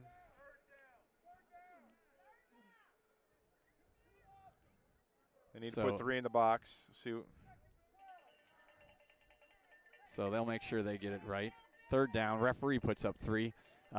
Run. Tackled immediately in the middle of that line. So they won't have to punt until about 1:20. Yep, so that was Clayton again. Clayton and I think Opadele on that tackle. So Clayton probably has double digits tackles already. So clock is going to run. So see what they do with the play clock. That play ended just about at 2 minutes. So they should have to kick at 1:25, 1:20. They still have all their timeouts. But I think the instruction now, if you're Quinn Duhan, is if this ball stays in play, you have to catch it. Yep. You have to save seconds. So yep. you don't want to take your normal 35-yard drop. See, now this is where the play clock problem. Now we're under 1:15, so they're letting them run off. Yeah, I mean, they're going to run off a minute by the full minute. They're going to run off a minute by the time. There we go. So that went 13. That went 13 seconds beyond what it should have. Yeah. So to your point of referee crews and keeping that clock on the field, a little bit different than college and pro games where you can see where that clock immediately operates. But you can see the big difference in that roughing penalty. Yep. Was that there was 3 minutes left on the clock when Hubbard went to punt that first time, and you lost 2 minutes, even though you had 2 timeouts. So you're going to have to look for a big play once you get the ball. You figure you're going to get the ball around the 30-yard line or so. You have no time. Duhan takes it to the house. Right, yeah, so you're going to get the ball on the 30-yard line. I'm just no comment on Quinn. No, I know what I'm you're just saying that right. the chances that he's able to catch this football are. Yeah, he would have to be standing at the 35 probably to catch this thing on the fly. So Duhan back in punt receiving formation. Gunners are Pantoja and Brandon Dockett. Duhan at the 25-yard line. Snap from Hubbard. High snap. Punt blocked. Mraz with it. Mraz tackled at the 42-yard line. So I think Anthony Hood was in there. I'm not sure who got the punt block. I don't know if you were able to see it, Tony. No. 2 minutes. There's 4 Dolphins there, but. So that gives you some field. So Newman checks in at quarterback here with 58 seconds left on the clock. So Dolphins looking to dial some things up in the passing game. So it's there. I mean, they're just one-on-one coverage with Anthony Hood right now. And you can even, if you motion Duhan to the opposite side, you're going to take that safety. The safety's been following Duhan. I got $5 on a hitch and go to Hood right now. Sorry, I can't take that. I can't give you my money. So Newman at quarterback. You would have made money on that. He hit Joseph Gray in the hands, but he wasn't able to reel it in. So 54 seconds left. Newman back over to collect the play from Boucher. Didn't even look at in Hood's direction. So it's definitely there. They gave him a little more cushion on that play than they had in the past. The cornerback was about 7 yards off. And Hood didn't even run he just ran a hitch. He forgot the go part. Well, so or maybe, it wasn't called for. Maybe they're just setting something up here. Now they short-sided him. The safety's creeping, so he's truly one-on-one. The safety's too far away to make a difference right now. Duhan and Hood to the top side. There's Newman going deep. And that was the Duhan who could not reel it in. So that was the tougher throw. He had Hood in the middle of the field between the numbers and the hash wide open, and all he had to do was lay it into the middle of the field instead of down the sideline. You can call that play again and just say and look at 3, and it'll be a touchdown. So both those guys out there. So third down, 47 seconds left here in the first half. Yeah, offensive line providing some good protection for Newman back there. The way Hubbard's set up right now, they're just the safety's too far out. So they got trips left. Anthony Hood's all by himself. This should be a touchdown. Let's see if they can connect on that. So Newman with a handoff to Clayton. Clayton stacked up immediately at the 42-yard line. So you got time for one more play. Yep. So Dolphins going on the ball. 4th down. Newman signals the play. Offense getting set here. Clock running under 25 seconds right now. Newman gets the snap. Back deep, has protection, going deep to Hood. Hood almost came back for a great catch. He is interfered with. And Anthony wanted the flag, but not going to get the flag. It was interference. So turn the ball back over to Hubbard on their own 43-yard line. So the Dolphins had some chances there. So 3 passes they try to dial up here at the end of the first half. Pass to Gray that he wasn't able to reel in. As Tony noted, maybe something open to Anthony Hood, but Newman went to Duhan, who wasn't able to corral it. And then this last pass where Hood got mugged, but no flag came out of the pocket.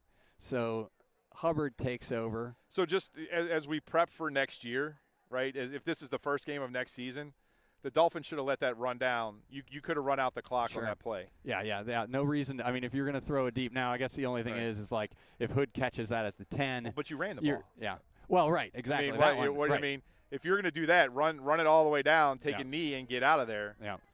Yeah. So that play call, I'm not quite sure on it. But Hubbard takes over.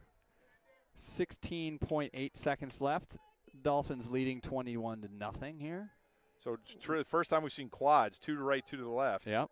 Washington, Muhammad. So Washington going to look to pass.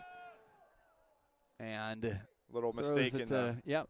A little miscommunication. Closest guy in the neighborhood was Quinn Duhan. So the slot receiver ran an out. The outside receiver ran a slant, and the quarterback threw a post.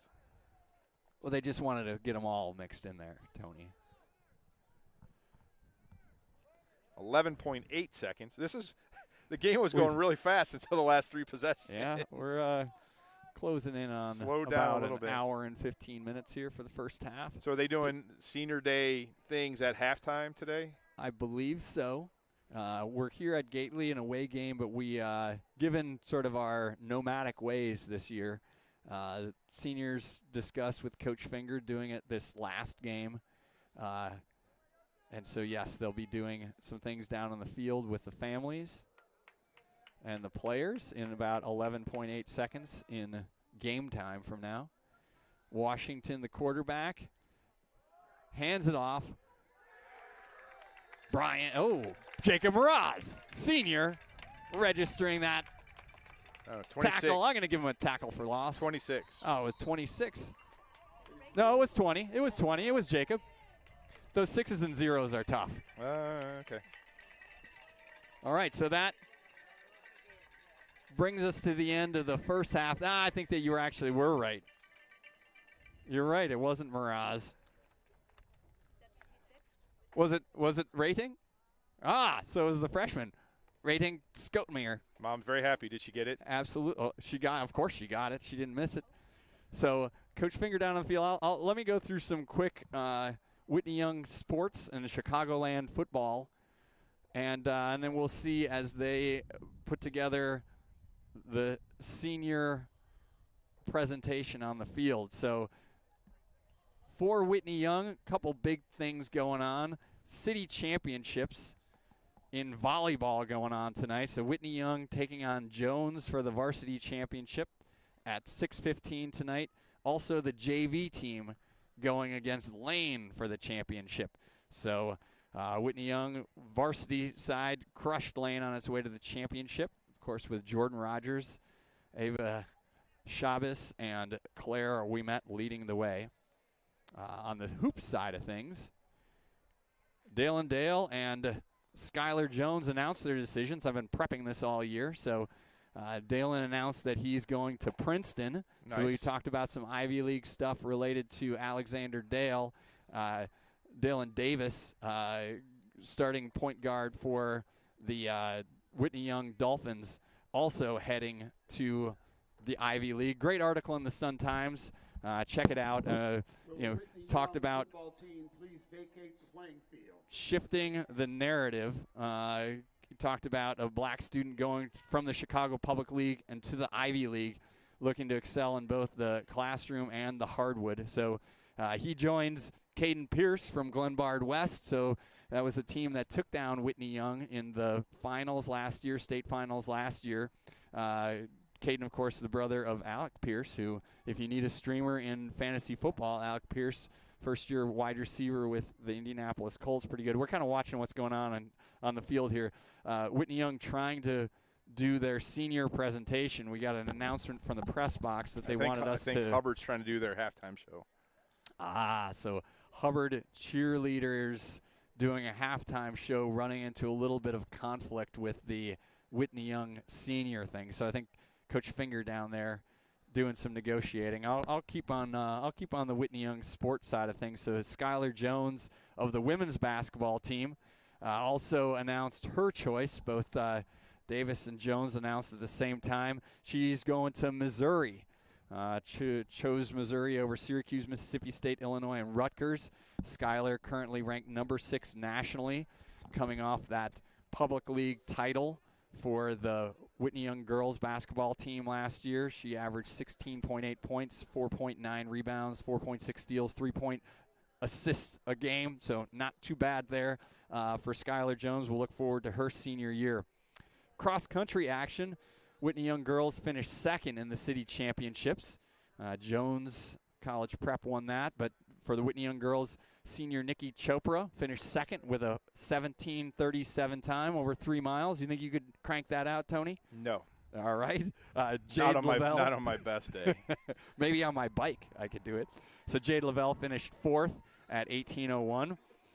Boys were 5th in city championships with Dalton Lowry, the top finisher, placing 5th with a 15:52 over 3 miles. I mentioned last week, Bella Mendez Robles, city champion again in girls tennis. I think that's her 2nd or 3rd in a row. 3rd. I think she's a junior. Yep, she's a junior. That's her 3rd in a row. She's moving on to state along with Lena Manadin. Both of them, the top 1 and 2 players for Whitney Young, going to be playing for state championships. Girls swimming and diving championships this weekend at Whitney Young. I mentioned earlier these sports, that 4th place in state for the varsity Valiant team. That includes Brandon Bardsma.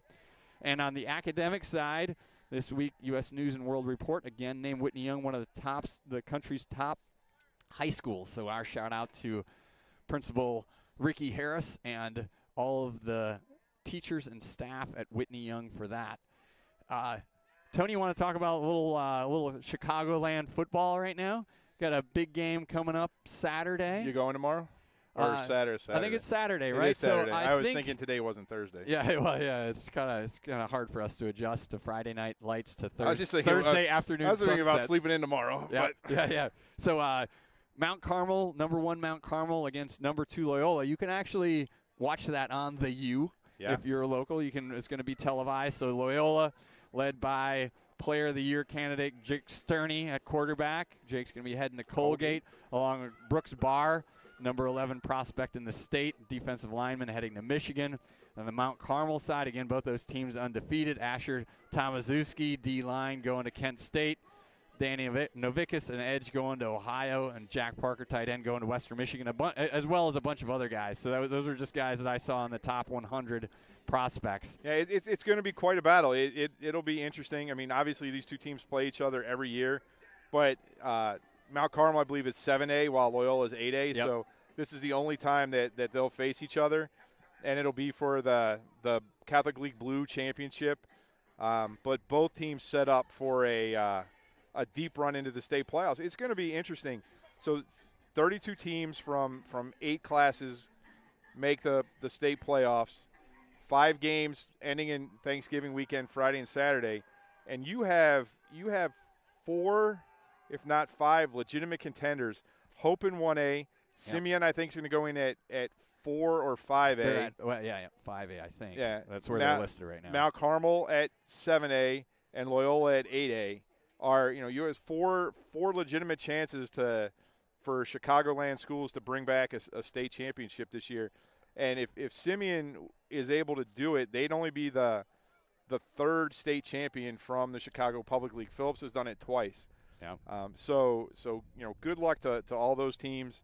I would really like to see this is me just shouting in the breeze, but in Indiana, everybody makes the playoffs. Yeah. So you have a chance in Indiana to start your season and get better, and and to be peaking in week 8 and 9. So that you have a week 10 game. Here in Indiana, in Illinois, they cut out about a third of the teams, and your scheduling is forced to adjust for the fact that you kind of get, Whitney Young gets penalized for playing Hope. Yep. Right. Here's a game.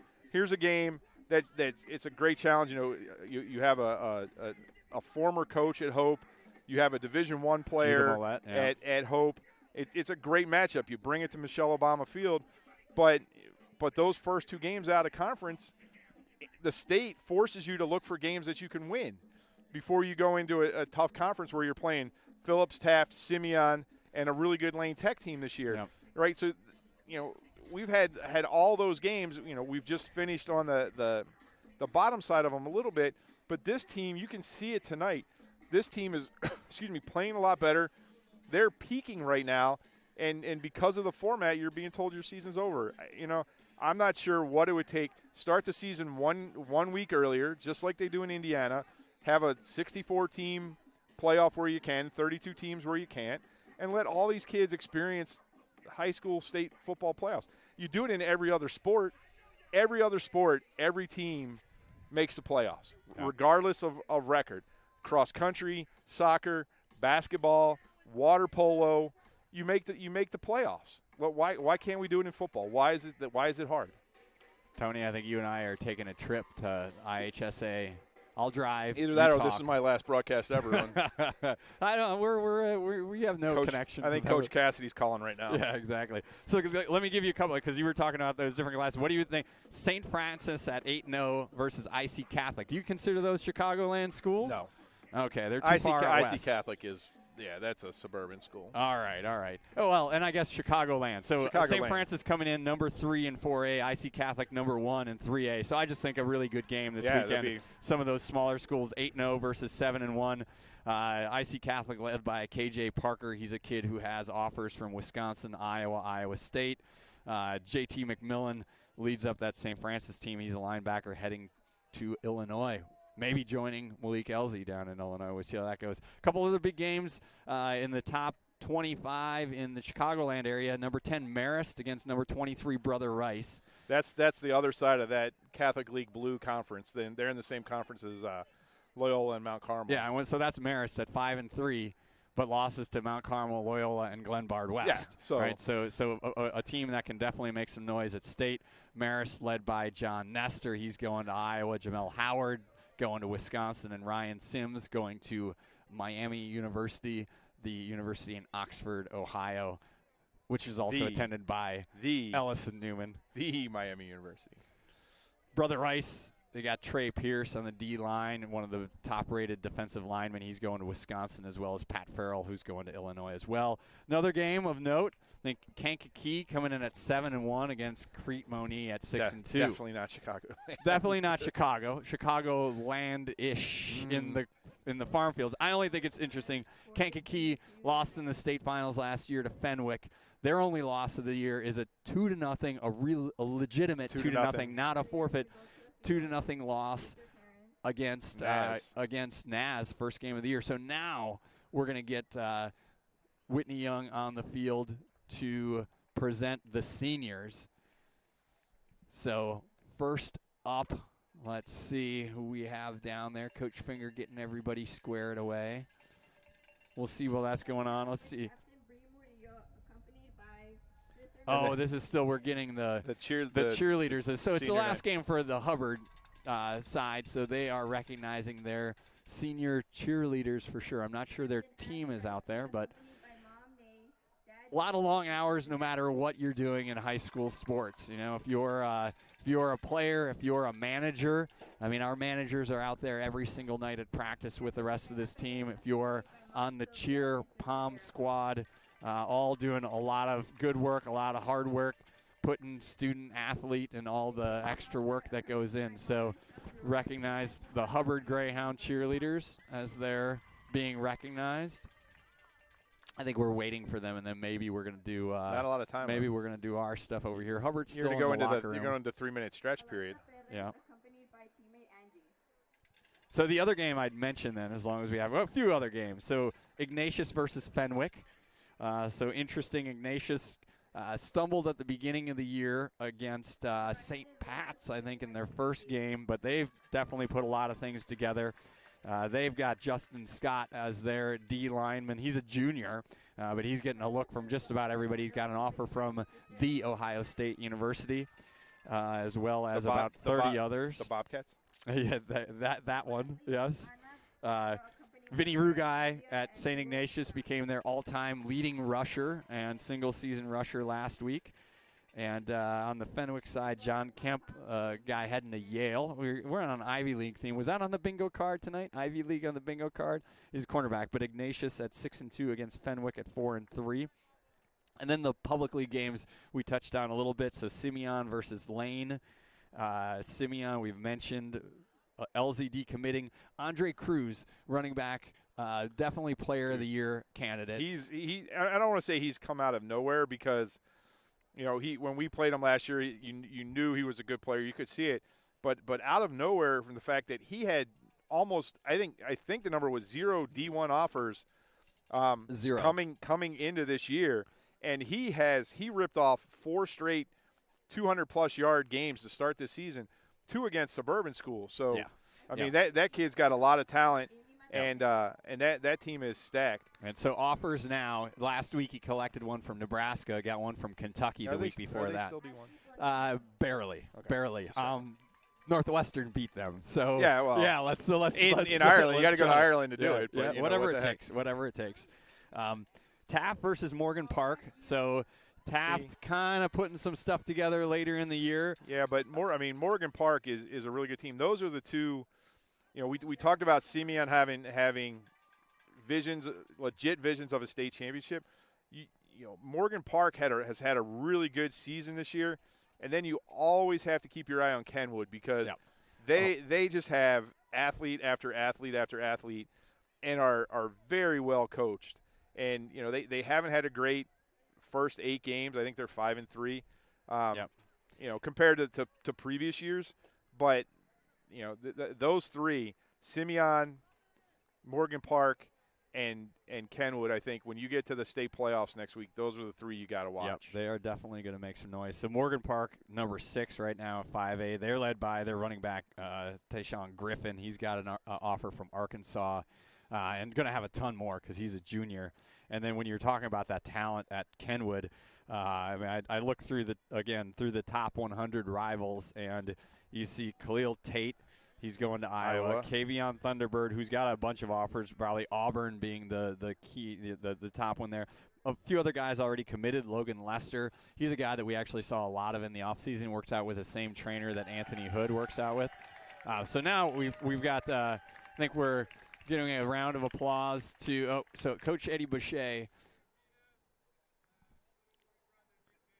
So recognizing Alex Dale and his family, including Nick Dale. The Dale brothers are just an absolute joy to be around. I mean, those guys absolutely love each other and are inseparable and are just play off each other so well. And Alex, we can't say enough about him and everything he's done this year and everything he's done throughout his career. So great to see what he's doing on the field today, already with a touchdown, playing at both quarterback and at tight end.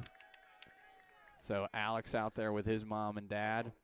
So I know a big part of this tradition that Coach Finger started is that yesterday at the last practice, various players talked about the seniors and what they meant to them and how they had helped their Dolphin career. So Jacob Mraz coming through with his parents.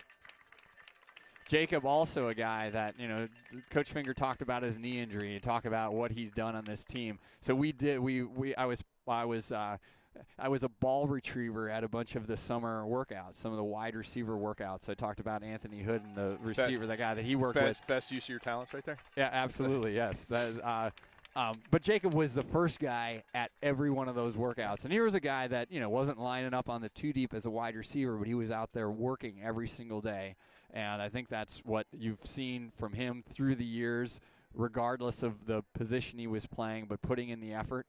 So now they're going to – yeah, Nick is getting kicked to the outside to his mom next to Alex. Right. But so this ends Coach Finger's 4th season at the helm of the Dolphins, and the culture that he's but the culture that he's put in, the family aspect. Forget about me, I love you. You can see it with all these players, and you can see in consecutive years the last 3 years of seniors have bought into that, and it doesn't trickle down. It gushes down to the younger kids. And when you see these guys together, you see them coming off the practice field, going onto the practice field, that this culture is what enables you to get through this season and know that next season, because I just counting the roster here real quick, you have, you know, everything stays the same. You know, you got 24 seniors coming back, rising juniors, 20 sophomores, 24 freshmen. With those kind of numbers, those are huge. That's how you build a program.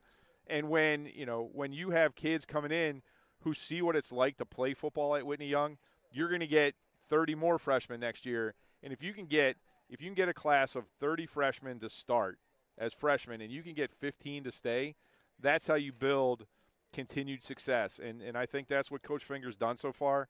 And that's what you're going to continue to see, that this year was just a blip because of that one class. Yep.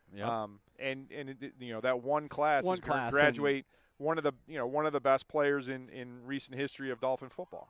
Yep.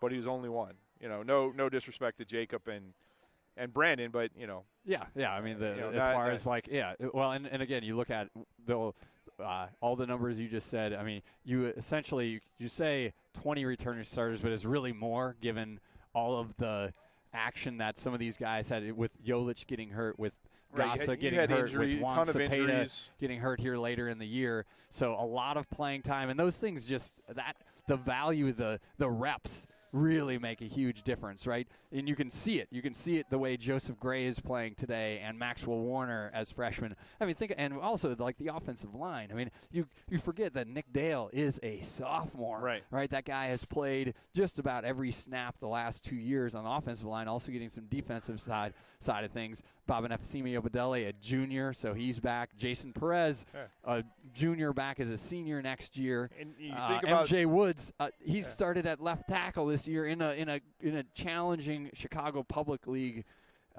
schedule. against the names you just went through that are D1, high D3 athletes that you're going against as a freshman. You know, the joke always is, you know, nobody on this team shaves, and we're going against guys that are 18 and a half years old that, you can talk about the freshmen that have played this year, but they've had no time in the weight room. Right. They got to campus in June. Yep. And you start doing conditioning on the field, but you're not spending a ton of time in the weight room. So that's, I'm not sure if it starts Saturday morning, but it'll start in November. Yeah, it will definitely where these kids are back in the weight room.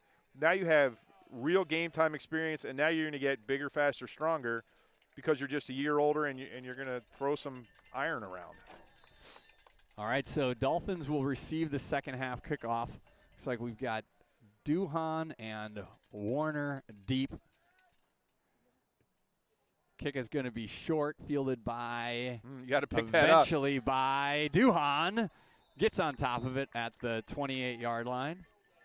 Brandon Dockett was over there, and he was going to get into a blocking spot, but maybe Brandon you might want to fair catch that ball. Yep. And so looks like starters for the second half. Chase Green, again, starting on that offensive line for Buster Cepeda, who's out. Baba Nefesimi Obadele, Nick Dale, And about MJ Woods. About 3 more minutes, that sun's going to be down too. Exactly, and we'll be able to see. So my pupils will not have to be little tiny dots. Jason Perez as well on that offensive line. So Dale starting at quarterback. Looks like, Clayton's over here on the sideline. So that's Warner. So they're going to get some more snaps into some of these underclassmen. And he's gobbled up immediately by Muhammad. Yeah, Hubbard brought everybody on that, Barry. That was just a flat-out run blitz. So I think if you're the offensive coordinator now, you're sitting in a box, you're looking, all right, who can we throw a screen to? Because they brought 9 guys on that rush. Yeah, and the screen was something that worked well against Westinghouse. Clayton with a big 4th down, pick up a couple catches that day. Not something that is used extensively in the Dolphins' offensive playbook, but you're right. I mean, some opportunities if that's what they're going to be looking to do. So Dale at quarterback, Maxwell Warner stays in at running back. Hood and Duhan closest to us, wide receivers. Miraz and I believe Joseph Gray to the right. Duhan in motion. Alex taking it, stiff arming. Gets dragged down inside the 30 at about the 28-yard line, so it gets back to the original line of scrimmage. And a little confusion in the backfield there. Running back was looking for the ball, kind of got in Dale's way as he was getting ready to run. So I'll bring up 3rd down and 10. So do you throw the ball here, or do you look for that quick forward pitch to Duhan? Maybe a wide receiver screen. They brought Hood to the short side. Yep, so Hood short side, one-on-one coverage. Nobody over the safety top. Over to the right-hand side. Miraz in motion. Looks like they might be setting up a run that way. Dale keeping it, and he's going to be tackled for no gain. Tackled over on the left-hand side. So Dolphins not able to get much going here in their first drive in the 3rd quarter, again with a 21-0 lead. So the punt unit comes on. Well, you see Hubbard's made a decision that they're just going to sell out on this run. So next possession, the Dolphins are going to have to do something different, or they're just going to continue to run into a nine-man front. So Dale in punt formation. Ben Barrett long snapping. A lot of respect. The Hubbard receivers at the 40-yard line. Dale gets it away. A high kick. Not long, but it's going to bounce backwards. All right, come Pick on, it up. Dolphins, get on. Why are the Dolphins running away from it? Yeah, exactly. Well, that's a little bit of the inexperience on things. So Duhan eventually downs it at the 41-yard line, where Hubbard will take over at the Dolphin 41. So short punt after it checked up like Tony's 56. Like my wedge. Tony's 56 from what? What's your range on that? About 85 yards out? That's how my putter looks. I just backed that up. So, yes, sun going down here at Gately Stadium. Dude, I spin my driver back like that. That's how good my golf game is. All right, so looking at defensive alignment, seems like we've got some of your usual suspects in there. So Nick straight Dale at nose. 4-3 here. So they brought, Tyson Hayes is playing at linebacker spot, but they're just moving everything up. Muhammad with the run, tackled immediately in the backfield. I think that's Joseph Gray over there. And a run blitz on the first play from the Dolphins there. Clayton was hitting the left side of the offensive line for Hubbard, and he would have been there if that play came that way. So the front four did a great job opening up holes for the linebackers on that. Just blew the play up. Hubbard didn't have anywhere to go. So loss of 4. Once again, they're playing from behind the sticks. Loss of 4 back to the Dolphin 45. Again, Gray, a freshman, moving up, looks much more comfortable at that linebacker spot. So Hubbard, second, 15, run by number 6. Varanja Smith, again, Gray on the tackle, coming up from that outside linebacker spot. So they got back to the original line of scrimmage. Yeah. It'll be 3rd and 10. You got to figure this is 2-down territory. 3:15 on the clock and moving. You're down by 3 scores. You got to do something. So Dolphins need 2 stops here. Just got to watch the one pass they had success on, just a little dump over the line. Number so 9, yep. So you got to, if you're a cornerback here, you got to stay with your receiver. Don't get your eyes caught looking in the backfield just because that's what they've been doing. Yeah, and especially as active as the linebackers have been, you can shirk that part of your responsibilities. There's a good hit up the middle by Muhammad, but Akron DNA Quinn Duhan bringing him down at the 35-yard line. So pick up a 5 by Muhammad on that. So once it's checked off the bingo card, is like a DNA? Bonus points? Is DNA only on the bingo card once, or is it on there multiple times? It depends on your bingo card. Do you have to say like B, B15, B DNA, Akron DNA? Yeah, I don't know. We'll work on that in the off season. It's just fun. Talk about what the DNA is. It's gravel. It's gravel in your veins. That's what happens when you're from Akron. So 4th down, as you said, Tony, they're going to go for it here on 4th. They shift the entire team over other than the linemen. So it's going to go back to the right. Yep. Look for a little jet action to the right. Oh, direct snap to Muhammad. Stop. Barry Gordon III and Alexander Dale meeting Muhammad, turning the ball over to the Dolphins. So good stop by the Dolphin defense. They only picked up 1 on that, so Dolphins take over. 1st down at the Hubbard 34. Yeah, and if you're Hubbard, you got to start. This is where guys start getting tired. You're halfway through the 3rd quarter. All these guys have been on the field for they've only got 5 guys on their ways. sideline.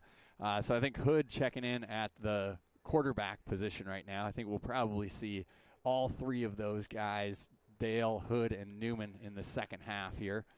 So I'd like to. I know you're up 21-0, but I'd like to see something else rather than just running into the teeth of this defense. Dale in motion to the left. Hood, keeper. He's got Clayton in front of him. He dragged down at the 40-yard line.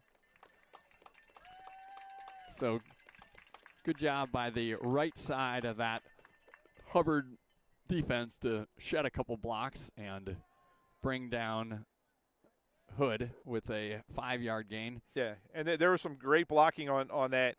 Those are always the plays you worry about getting a hold, especially the way the CPL games are called, just because you have to block for so long if you're on the left side of that line. But I didn't see who it was, but somebody got up and made a real nice block on Muhammad as he was coming over from his linebacker spot that actually was the block that got Hood outside. Yep. So Duhan and Gray wide to the left, Hood wide right. Duhan in motion, forward pass to Duhan. He's getting the edge. Yeah, there you He's go. Got a convoy. Penalty coming back. Yeah, so out of bounds at the 45. Yeah, I was wondering if So that time Perez held on just a little bit too long. Yeah. If you go back and look at the first time he had his hands inside, this time he had a hand on the shoulder pad and then threw his guy to the ground. The referee had to call it. The problem is that's a spot foul. Yeah. Yep. So egregious. that's 10 yards from where it happened. Where it was in the backfield. Which was, instead of the line of scrimmage at 39, happened at the 36, go back to the 26.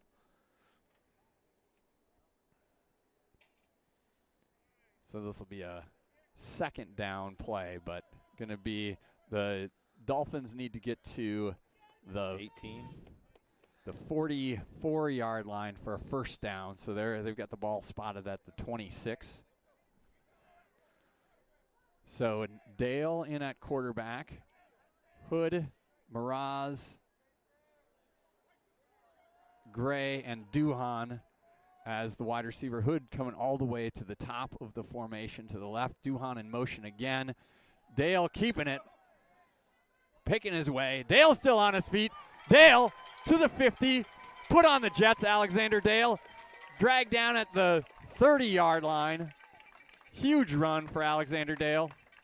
The defensive line just opened up like the Red Sea for him. Fake the pitch to Duhan, and then those plays have worked best when they haven't faked the handoff. When Dale just took off to the left side of the offensive line, and picked up 54 yards. He hit the Jets, but it was more like a prop plane. Why? Dude, it's senior night. The guy just ripped off a 52-yard run. They're going to give him a hard time And about that. you're questioning his speed. Tough crowd. So first down. That was Barry at the Newman. Hubbard Newman, spelled Neumann. Alexander Dale. You know where I live.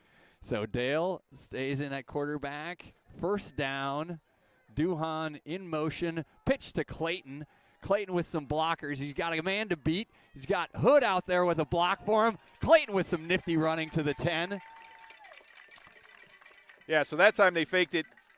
The pitch to Duhan inside, running his jet sweep, and then had Clayton running out on a we're going to say that was a forward pass again, right? I mean, that was yeah, it's the pitch, so we'll go back on film and look at it because I know the fantasy stats matter on these kind of things. If it was a forward pass, and in the PPR league that I have Joseph Clayton, that would be important for me. I think that was a pass. I think even though it was a pitch, it was still forward in motion on that. So Dolphins on the drive here, 3:25 left in the third quarter.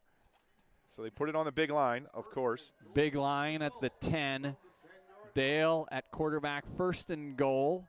Clayton behind him. Dale keeping it. Oh, try it again for Mraz. Yeah. Trying to go senior-to-senior connection to Jacob Mraz, but just short-hopped him there. I think Alex just rushed that a little bit. He had more time than he thought. Yeah, you gotta deke him out a little bit more, Alex. Move those guys. So second down, second and goal from the 10. Dolphins trying hard to get some senior hookup here close to the end zone. So Hood, the junior wide receiver, to the right. Duhan, the sophomore, and the freshman Gray to the left. Mraz at that tight end position, number 20. Dale looking again to Mraz. Oh, bounced it in again. Thought he was going to go all Tim Tebow there and do a little jump pass. He's got a little bit of that swagger in his. He can run it like Tebow. Alex just isn't stepping into the throw. He's just if he would just step in and sling it, Alex. Right, just relax a half a beat. He's just like throwing it like a dart. Just let it go. It'll get there. All right, so third down. Hit him in the face mask. Yep. So now the lineup, Mraz splits wide right with Joseph Gray. Clayton in the backfield. Dale trying to stay alive back there. Throws it up to Mraz in the end zone for a touchdown. They called it incomplete. Oh, wow. The back judge is going to call offensive pass interference. The back judge is going to call offensive pass interference. Mraz came down with his foot out of bounds, but he used the shoulders of the D-back to lift himself up. It was a great try. Great catch. Yeah. I mean, that'll be on film forever. But absolutely. I'm putting on the Jacob Mraz highlight film. So now you're going to go third and goal from the – what do you back that up, 10? 10, so third and 20. Or 15, maybe, 25. I think it's a 15-yard penalty either way. So we'll see what the Dolphins do on offense here. 2:41 left. Whitney Young with a 21-0 lead over Hubbard. 25, right? They are marching it off, and yes, it was started at the 10. It's landing at the 25, so something makes sense here in the land of CPS refereeing and marking balls on the field. So third down. Third and goal from the 25. Hood even though there's a Dolphins want to drive this thing in because this has been a little bit of a bugaboo the last few weeks and kind of through the course of the season of like being able to get things to the red zone. So your guy 6 is in the slot, Hood at quarterback. Dale coming in motion. Right side's wide open. Nope. Hood. Reverse. So a reverse. Try to do the same play. Alexander Dale is going to keep it this time. He's got a lane to the end zone. Mraz with a huge block. Touchdown. 25 yards. Not the way they drew it up, but they'll take it, right? So I'll say Jacob Mraz didn't get that touchdown, but he drove the cornerback into the corner of the end zone, giving Alexander Dale his second rushing touchdown on the day. Great play by him. Defensive end came in, blocked the throw, and Dale just took off down the right sideline. 66 yards on the drive. Snap. Blocked. Yeah. That's a live ball. It's a live ball, boys. Run it in. They haven't blown the whistle yet. We can't run it in. They could have, though. So block, extra point, but Dolphins on top 27-0 here. 2:22. Deuces Wild in the third quarter at Gately Stadium. So I'm not sure how superstitious you are, Barry, but the first, second, and third touchdown drives took 6 plays. There we go. Well, I'm not superstitious at all. So let's see what we do the next time.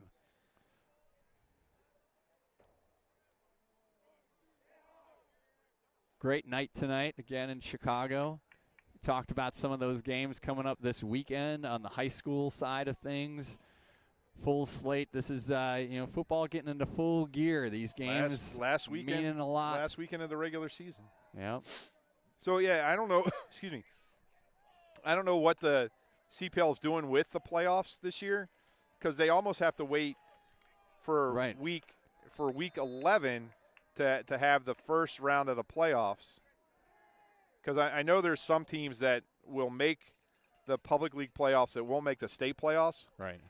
So I'm not sure if they're going to play them off as, just have a lower seeded game. So Dale line drive to Muhammad. He's got the ball at the 40, 45. He was cleaned up by Clayton and Duhan at the Hubbard 44, but they may spot it at the 45. Why are they running the clock, Barry? They just stopped it now. They heard. Oh, okay. So Hubbard back on the field, 27-0. Whitney Young with the lead.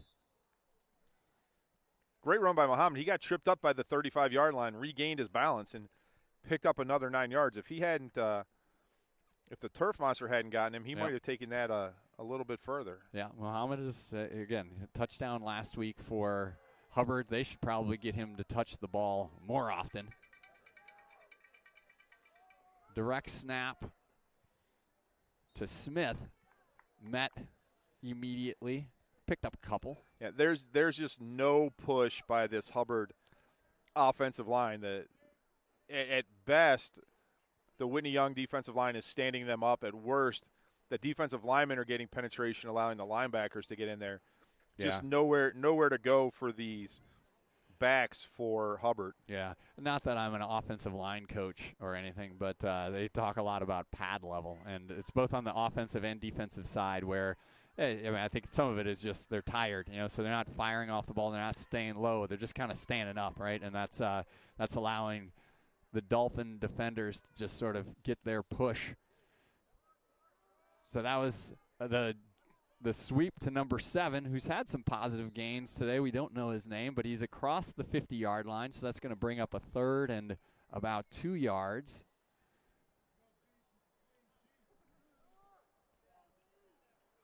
So Hubbard was able to get positive yardage on both of these plays. So call it third and 2.5. They're at the inside Dolphin territory at the 49-yard line. Let's see if the referee, there's less than that play ended with about 55 seconds. Let's see if they get another play off. They're going to get it off. So we're winding down. We're within 35 seconds left here in the third quarter.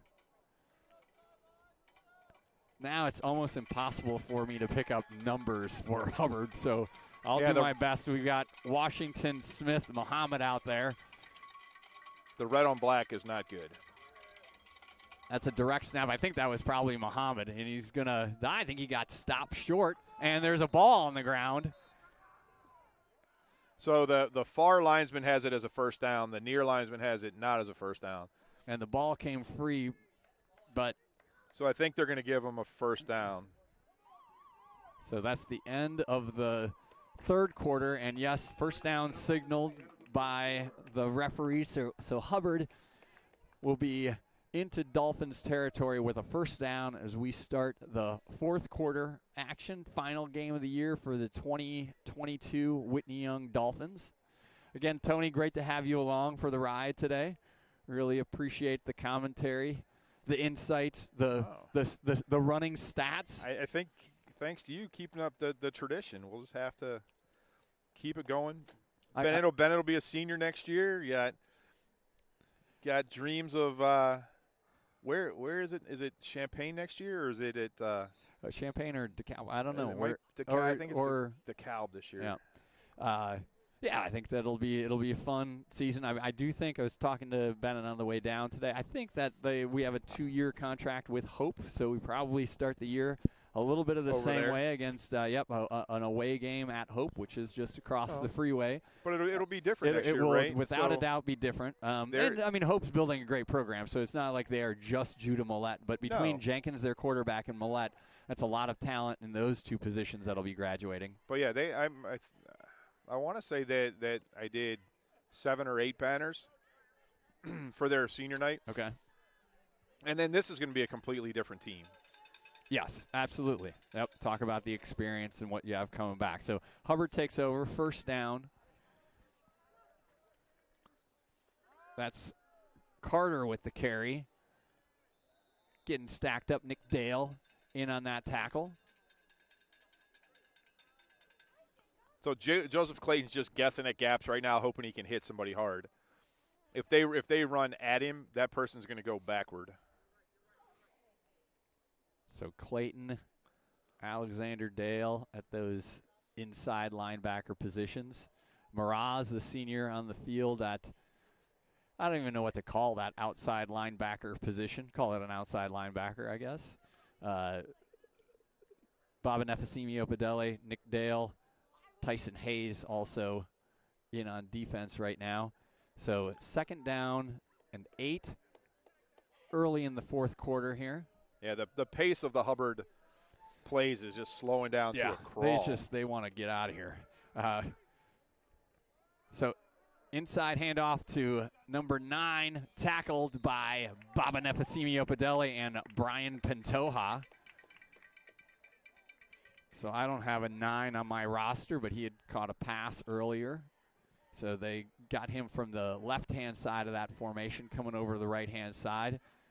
Baba Nefesimi and Brian Pantoja, again, another freshman. Pantoja is a freshman. Opedele is a junior, making that tackle. So it brings up 3rd down. Yeah, I mean they're taking like a minute at a time to get these plays in. And well, again, they've got 2, 4, 6, I think 6 additional players over on that side. So you got the 11 on the field, and you got 6 suited up on the other side. So I'm sure these guys from Hubbard are tired. Different they got formation. they've got the full house backfield. Oof. Push close to a first down, probably a first down. Duhan, Gray on the tackle. Scott Meyer just overran that a little bit, Barry. He was in the hole, but just didn't break down. So when the freshman becomes a sophomore, he's going to make that play next year and not let that first down get picked up. But great pursuit by him, great read, saw where it was going the whole time. Just had a little bit too much speed coming into the hole. So Hubbard first down at the 36-yard line. 9:14 left in the fourth quarter, 27-0. Whitney Young in full control, so stay with the full house backfield. Washington under center for Hubbard. Handoff up the middle to number 7. They obviously practiced that. That was some tricky ball handling right there. So Tyson Hayes on the tackle.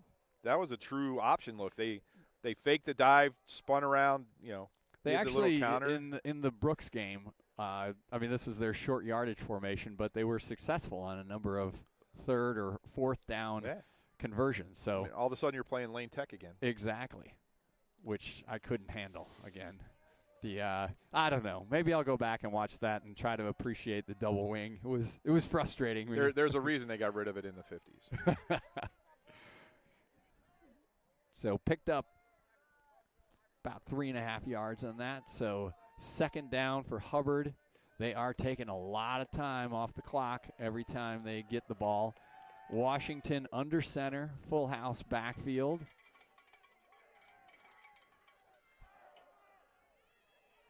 First down pickup before Clayton makes the tackle on the backside. So they do have something going here. That was Smith on the carry. Smith is a junior. They do have some size on that offensive line for Hubbard. So some of it is just a matter of getting behind those guys. Jadis Franklin, one of their, I think he's at tackle. I've seen him make some nice plays and watching film for them for the year. The interesting part, Barry, is that this is the 9th play of the drive, a drive that started at their own 44-yard line. So they've only gone, 6 and 27, 33 yards in 9 plays, and the drive started with 2:10 left in the first quarter, or in the third quarter. So Washington under center, handoff, tackled immediately at the line. Got to see who that was. I think that was Jacob Mraz on that tackle. He's had a really nice senior night. Yeah, he sure has. Mraz playing that DN spot right now. And you got to give a lot of credit to the defensive line.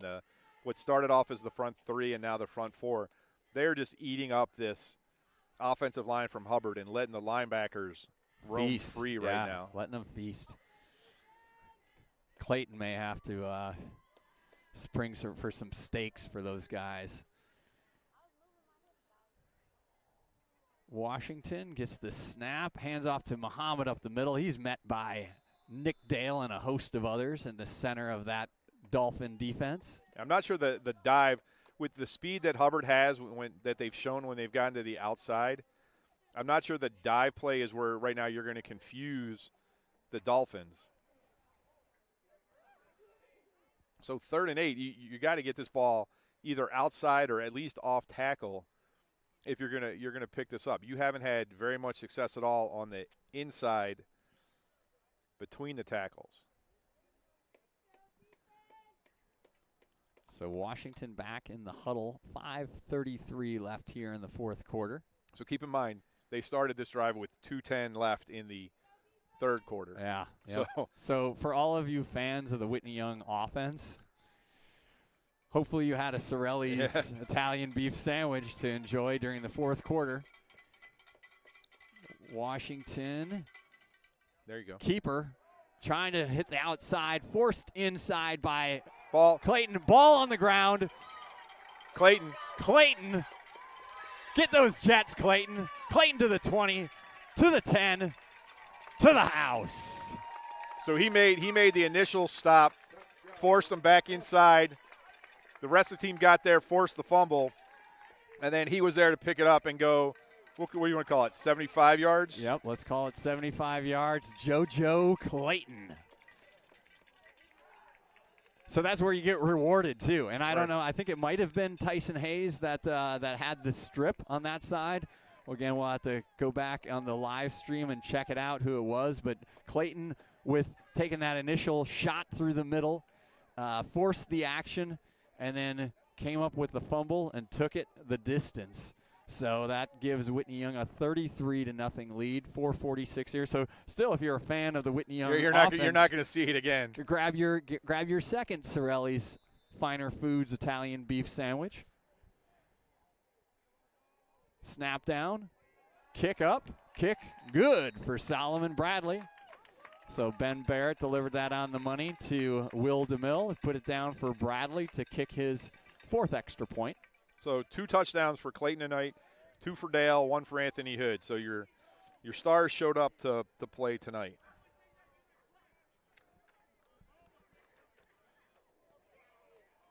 So that was an 11-play drive from Hubbard. Started at their 44 got down to the 21 that resulted in a strip sack, rumbling, bumbling, stumbling touchdown. So I would have to imagine that they're going to hold on to the ball for the next Yeah, I don't 4 know. minutes and I 46 think that, seconds. Whatever Dolphin quarterback, be that Dale, Newman, or Hood, who is warming up, Bennett Newman taking a seat over next to Alexander Dale on the Gatorade buckets. I'm not sure that that they'll see action again. I might have to get out the Dolphin roster for this last trip. We'll see if we start mixing things up a little bit. I got it for you right here if you need it. I've got one. Going deep into those big numbers. Yep. Again, we're seeing a little bit of action tonight by Scoutmere, who's gotten in there. I got a nice stop at the end of the first half. So another freshman to join Pantoja, Gray, and Maxwell Warner. So kickoff to fielded at the 15. Ooh. Whoa! Met and introduced to the turf. Number 4. Of Gately. Tyson Hayes on that hit. Great hit. So great. That's always been the challenge in some of the past years is kick coverage for the Dolphins. They've done a great job tonight. A couple short kicks to start the game, but then these last 3 have been downfield and great coverage, great tackling. Yeah. Everybody staying in their lanes. Yeah. So we've called Tyson Hayes' name a bunch tonight, a bunch last night. Again, here's a guy that only played special teams last year. Great athlete. One of those names that, like in the summer camp, all of a sudden it was like, man, Tyson. And he was an outstanding track athlete this fall or this spring, winning a bunch of stuff. And he was a name that kept popping up, and he's showing it on the field. And so he's got a bright future ahead of him coming up next year for his senior year. So there he was again. Yep. So Tyson Hayes kind of navigating through traffic, making that tackle. I think that was Smith for Hubbard on the carry. So Hayes on the tackle. So yeah, I think if things would have gone a little different, Tyson is a guy that you might see in the backfield a little bit. We saw some carries out of him in the good game.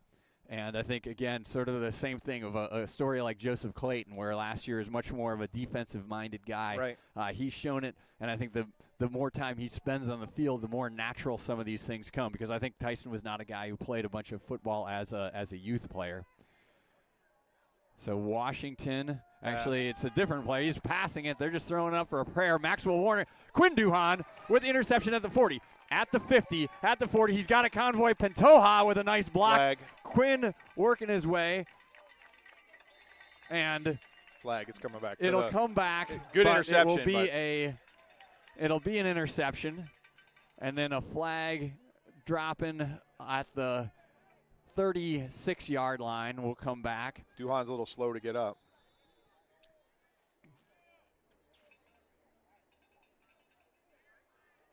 So we'll check on Duhan. Nice return for him. Duhan had a pick 6 called back against Good, if I recall correctly.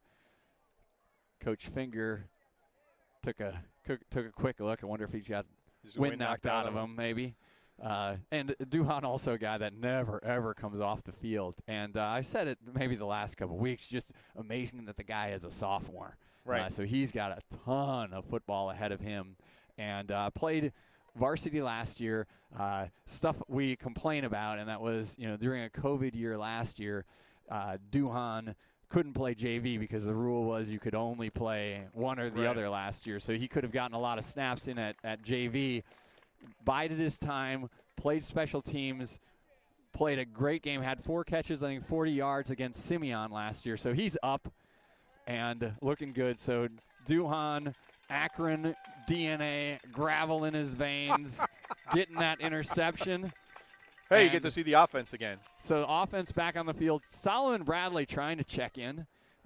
We'll see who's all out there. Murad's still out there looking for that TD. Murad's looking for, I think that Dale or that Hood is in at quarterback. Actually, Tyson Hayes was on the field, but they rotated him back off. So Hood at quarterback, Clayton to his left.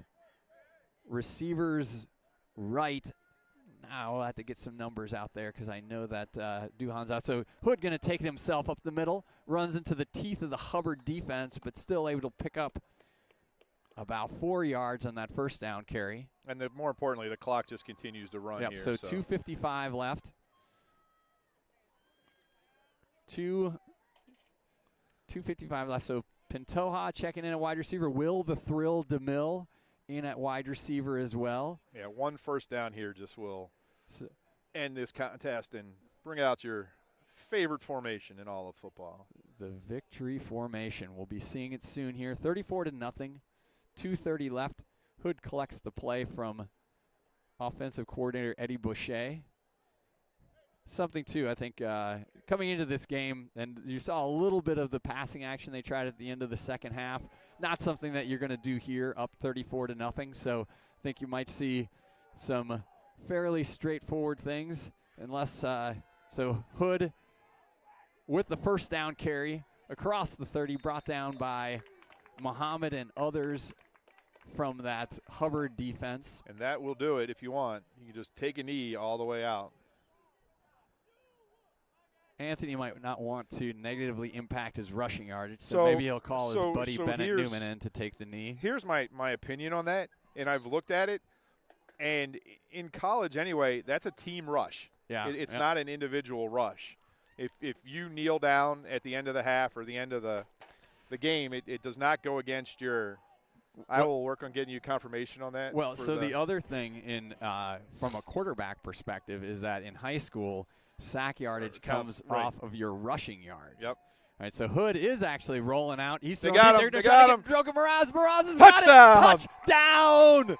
That's the way to end a career. Yeah, you see the entire Dolphin sidelines cheering on that one. Hood, nice pass on the money. Miraz pulls it in for a touchdown, and that's going to be the final play as the clock is rolling now as it's 40-0. So what a way to end a career for Jacob Miraz. See him coming over to the sidelines. Man, is everybody happy for him. Tremendous, tremendous way. So on for the extra point.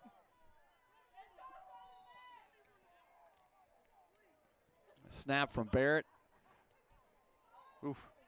Yeah, a little bit high on that, but no good on the extra point. But Jacob Miraz, what was that touchdown 30 throw? yards. 30-yard throw from Hood to Miraz.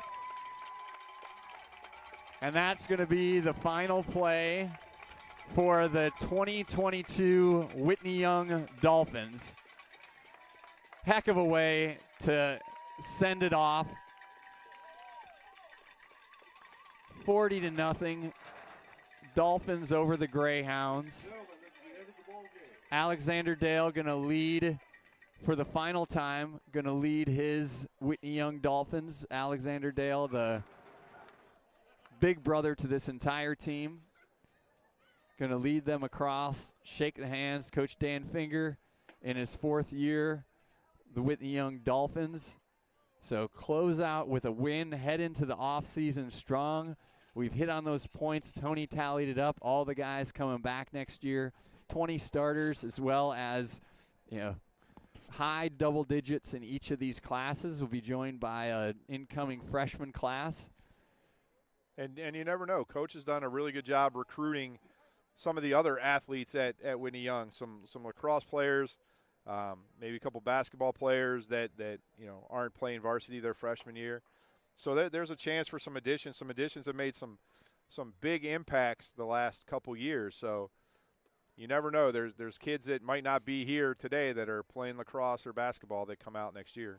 Yep. Or soccer, you need another kicker. Yeah, well, always. I think that's going to be high on the list as Bardsma graduates, although Solomon Bradley is looking good tonight, so he can fill that role. So, Tony, thanks a lot. Coach O.D., thumbs up to Coach O'Donnell in his first year with the Dolphins coaching staff, head coach of the JV team. I'll also say that JV team, I think their final record was 4-2 with some high quality wins over conference opponents. So we know guys like Aaron Champion, Lorenzo Rivas, other guys like that, are going to step up to this varsity team.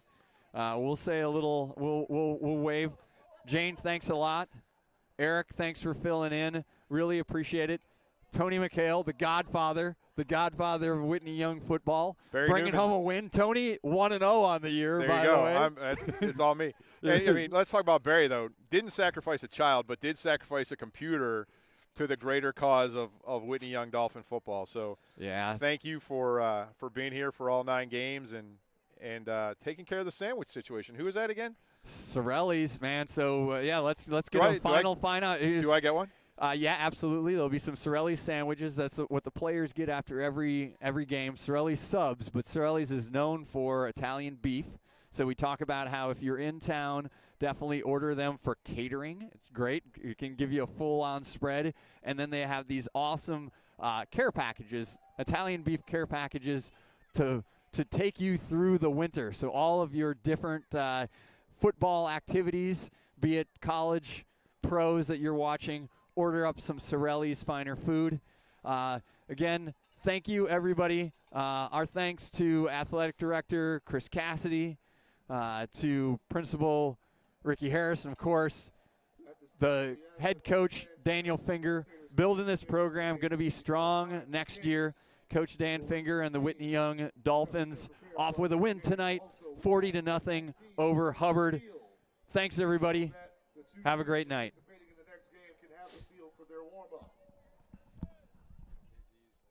All post-game conversations can take place in the locker room. We need the field so that both teams can warm up.